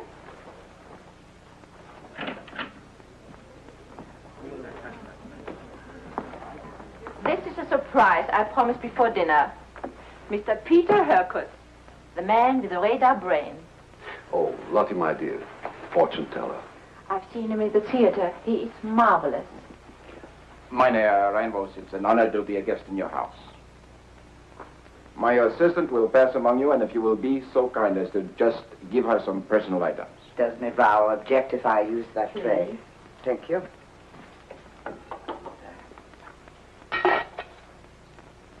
And when he says watch your liver, you watch your liver. The next article is a lady's locket. It belongs to the lady of the house. Very clever. Frau Reinvos wishes to know if I can tell her what she will be celebrating next week. That's right. Yes. You will be celebrating your 25th wedding anniversary. What's so wonderful about that? All you have to do is just read the morning papers. Don't be so skeptic, John. I proved to you that he's really psychic. See what you can do with this.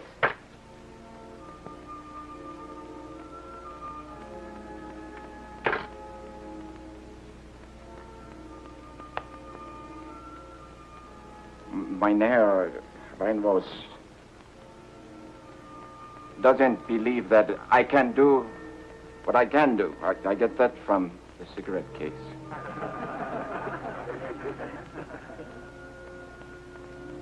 And more. Peter, what's the matter? Much more.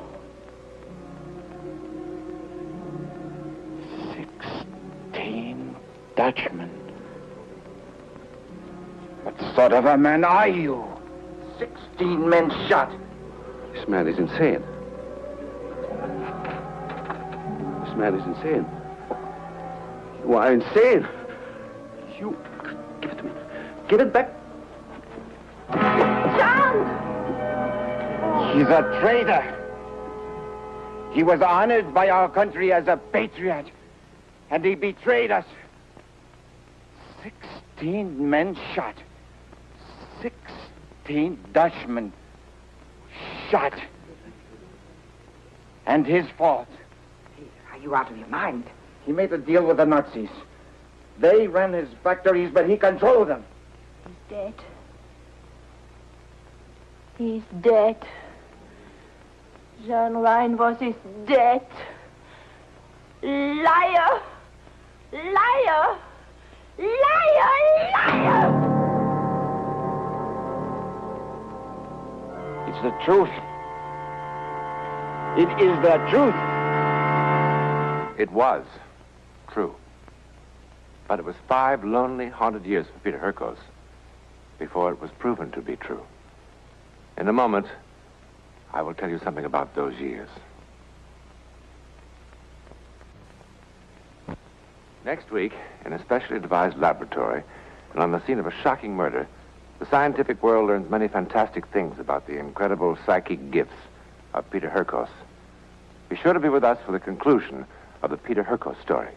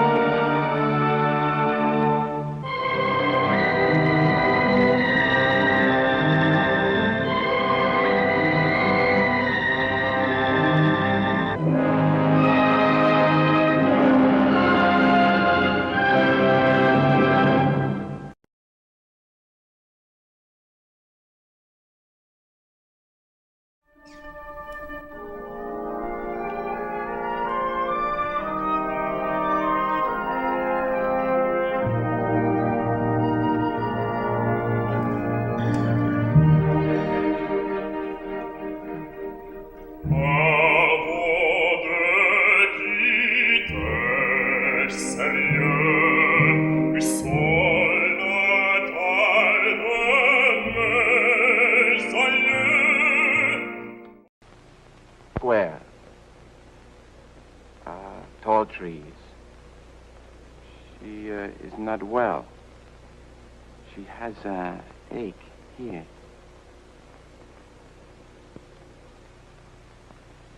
You are witnessing the recreation of an actual experiment in extrasensory perception. It is called psychometry. Peter Herkos, one of the psychic marvels of the 20th century, is in the laboratories of Dr. Lars Lindström, M.D. Somehow, by merely touching an object, Herkos can tune in to whoever else has also touched that object. Now, if such a process could be understood, the riddle of mind over matter could also be understood. A riddle as basic as the mystery of life itself. Alcoa Presents a new and unusual kind of television program that takes you just beyond the world in which you live.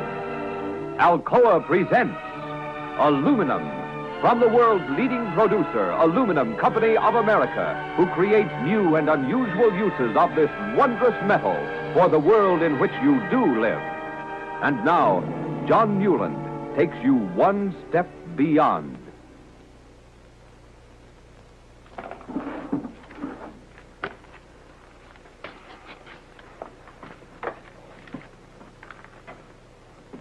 You're right about a psychiatrist.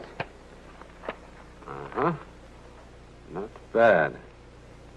She went to the doctor May 7th, not early April. She thought of it a month earlier, and she should have gone. She would have saved herself an awful lot of suffering. And you'd be 100% right, huh?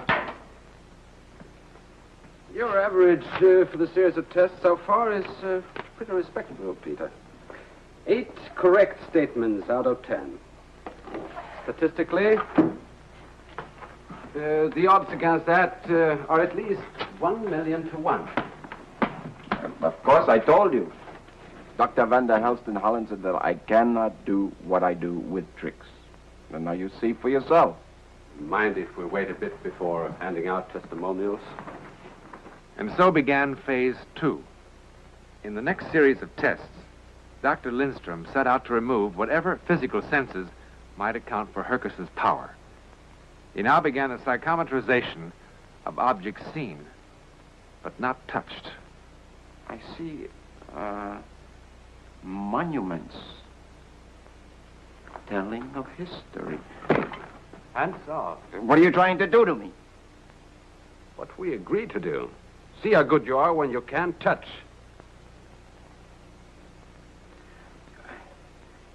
In the box, I see an ornament.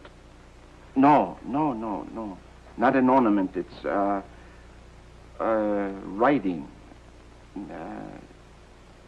Not writing, lines, like go this way and that way, like a drawing. Here, wait, I show you.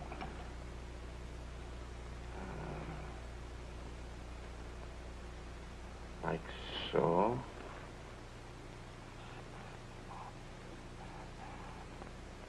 So.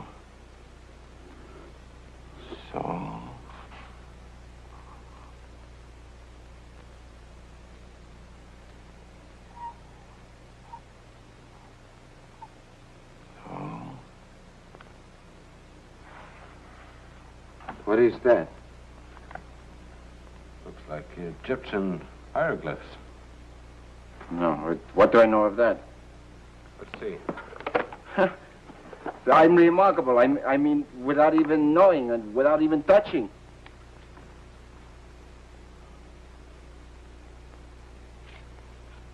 Two errors. 2 errors? I don't believe it. But listen, that's still fantastic. There could have been anything in that box. Dog collar, a toothpick, a keyring. 2 errors? This is called a stroboscopic light. The flickering reduces the area between the conscious and subconscious. Whatever it does, it feels fine. I received this letter this morning. I haven't opened it yet. Tell me what's in it. I see a harbor. Beyond it, a city with big buildings. The city is New York. The letter is from New York.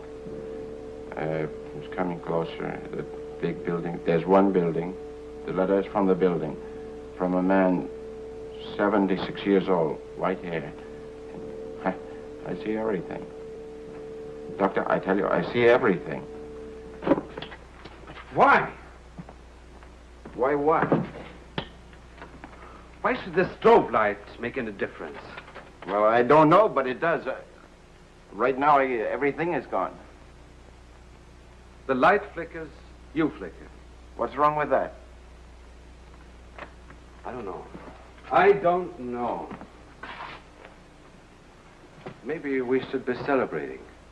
Then I proved it. I'm finished.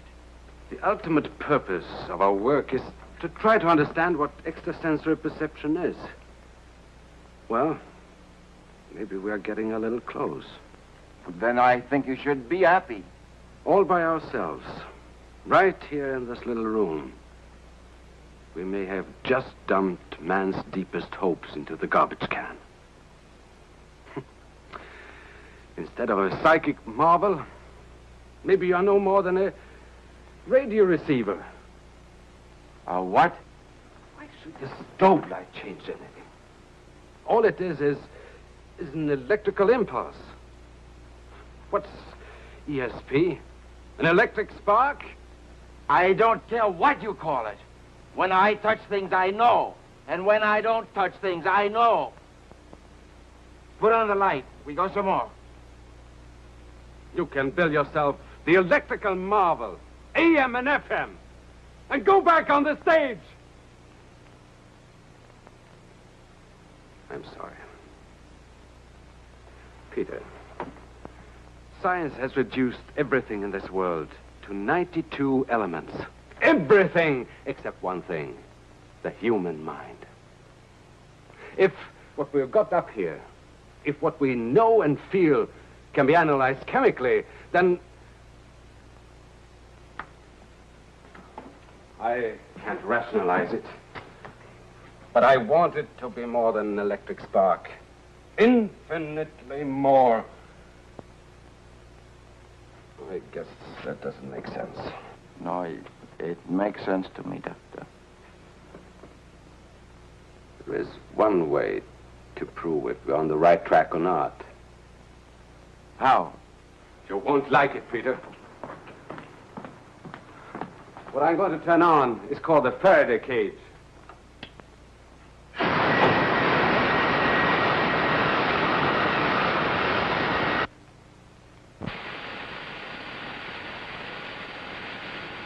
Why does it glow like that? That's 250,000 volts of electricity. 250,000 volts? Oh, you'll be quite comfortable and safe inside. Me?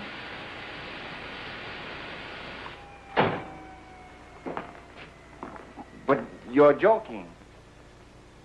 No. Oh, no, Doctor. Oh, no. Oh. It won't hurt you, Peter. I've never heard of 250,000 volts helping anyone. The current is only on the outside. Come on, I'll show you. Come on.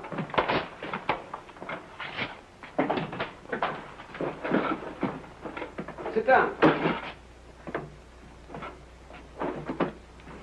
No, what is this supposed to prove? If extrasensory perception is merely an electrical wave, then you should score 0 on the matching test. Because when the power goes on, no electrical impulse can penetrate these walls. With 250,000 volts, Will you stop worrying about it? You just sit there. Open your collar. Relax. This is the way you work the intercom. I brought you a set of objects. Here. I have a similar set outside. And when I point at one object, you tell me which one it is. Okay? Good luck. One moment. How do I get out of here? I'll open it for you. Well, why can't I open it myself to get out? You might get panicky and try to leave before the power is down to zero. And at that moment, you touch the outside metal. Goodbye, Peter Hyrkos. Goodbye, Peter. I'm turning on the power now.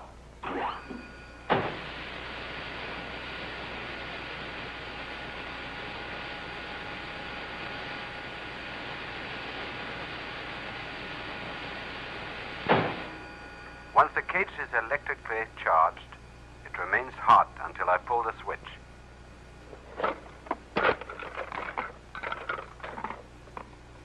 Want to start? I guess so. You relaxed?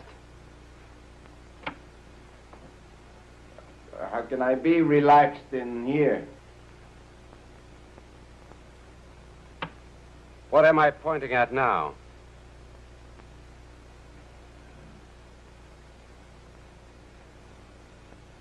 Peter! Butterfly. And now? Deneuve. The what? Deneuve. Oh, I'm sorry. I still think in Dutch. Nope is button. And now, extrasensory perception was not merely an electrical impulse. As a matter of record, shielding Peter Hyrkos from electrical impulses increased his power enormously. Bullets.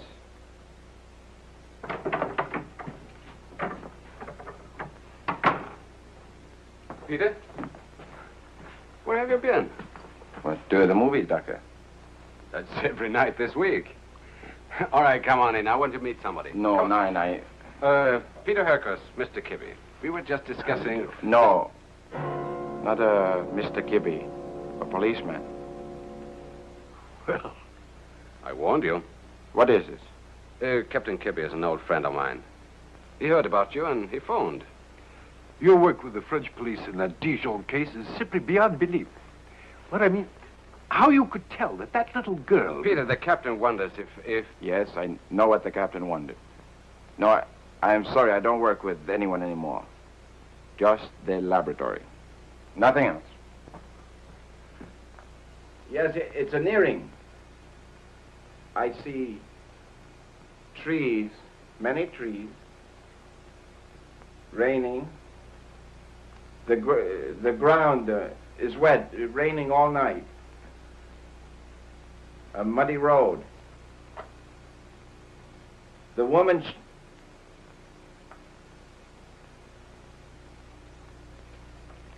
The woman is dead. The policeman gave it to you. Peter! You tricked me!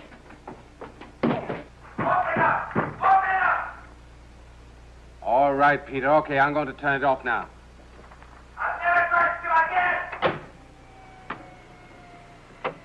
Listen to me. No, I won't listen! For the 20 seconds it takes for the power to drop to zero, you're going to have to. I have Captain Kibbe in the laboratory with me. You know so much from the earring, you must know the terrible way she was killed. Open!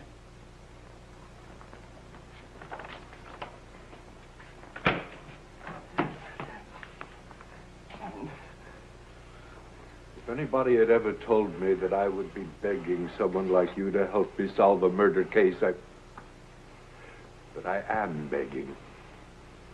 Mr. Hyrkos, if you could have seen the condition of her body.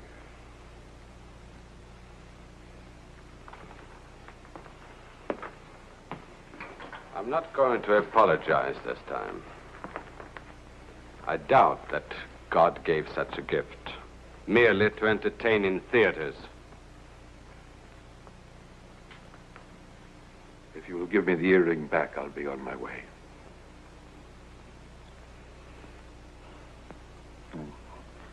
I'll help you if I can.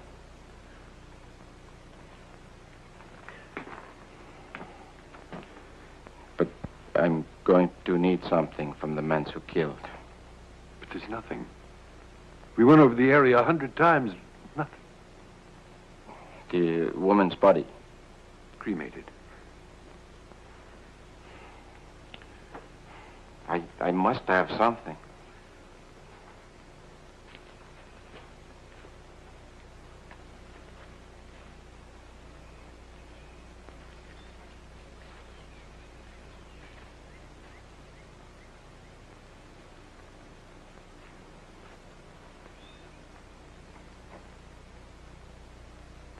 It was here.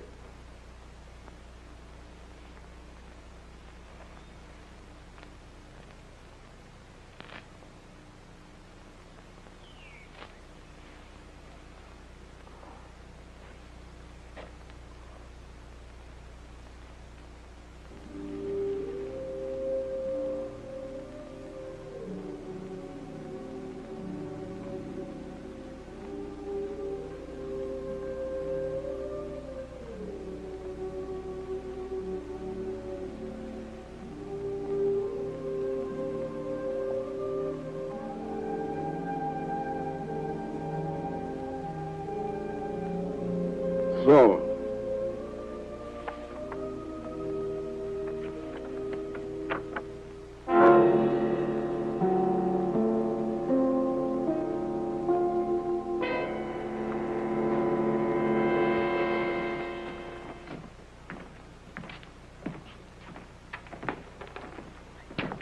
yeah, this is a car.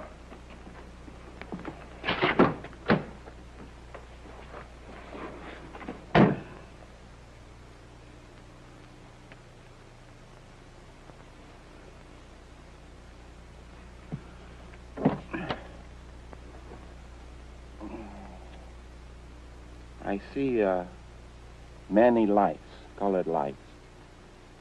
Red light is stoplight. She's sitting behind the wheel, and the car is stopping. The man... Wait. Yes. This door, the man gets in.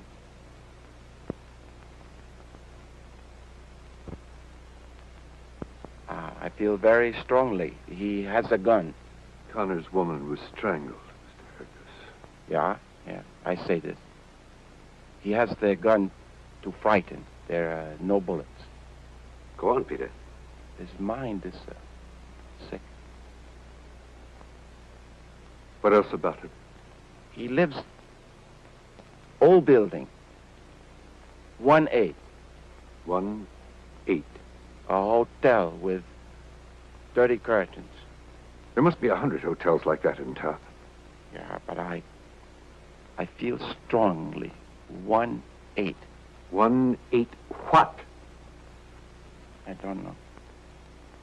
Vogel. Yeah, Vogel, the man's name. Vogel. Vogel? Peter, in English there are two names. Vogel and Vogel. One with an F and one with a V. Which one do you mean? The V. V. Vogel. Yeah, I say this. I can already hear the laughter in the police locker room. Brother. 4 days later, 37 flea traps, flop houses, side street hotels later, Peter Hercos and party arrive in the dingy lobby of the Royal Arms Hotel. Vogel is living here. Now, wait a minute, mister. I ought to know who lives here and who don't. Peter, you said number 18. This is 127.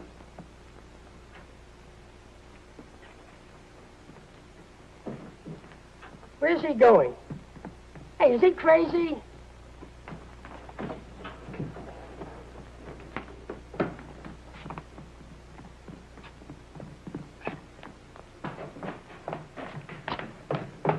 What are you guys doing here? Open it up. There's no Mr. Vogel in this room. Open it up. Don't you cops need a search warrant anymore? Open it up. Just as a favor to me.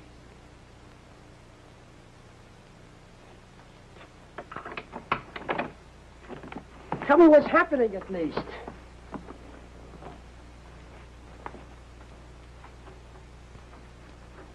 Yeah. His mind is like an animal's.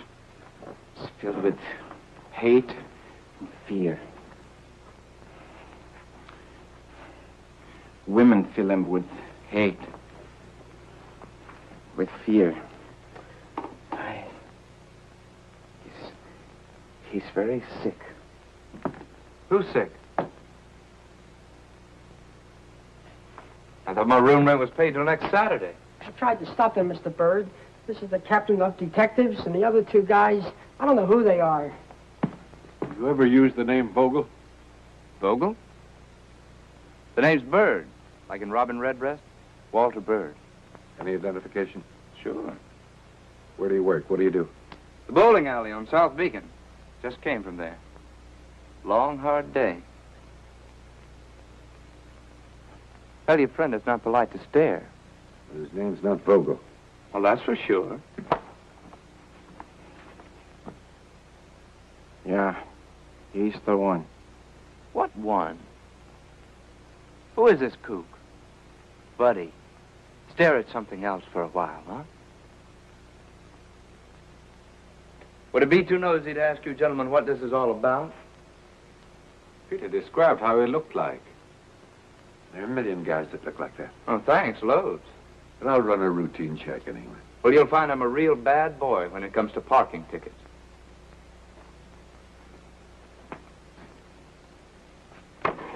What's he up to now? Hey, what is he, a hound dog or something? Come on, Rover, knock off. How do you do? The name's Bird, like in Robin Redbreast, and please give me back my hand. What have you done? Let go, will you? That woman in the picture was not the only one. What's the matter with this guy? Make him let go. There were much more. Let go my hand. Many more women. Let go my hand. Yeah.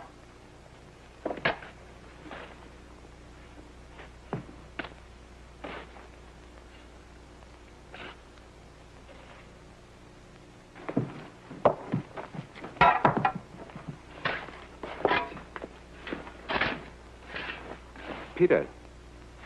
Yeah? Sometimes in the laboratory, you'd think in Dutch. You remember? Yeah. What's bird in Dutch? Bird is vogel.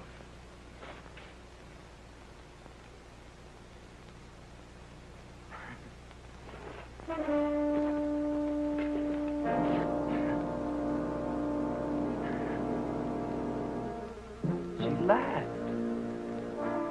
She just laughed.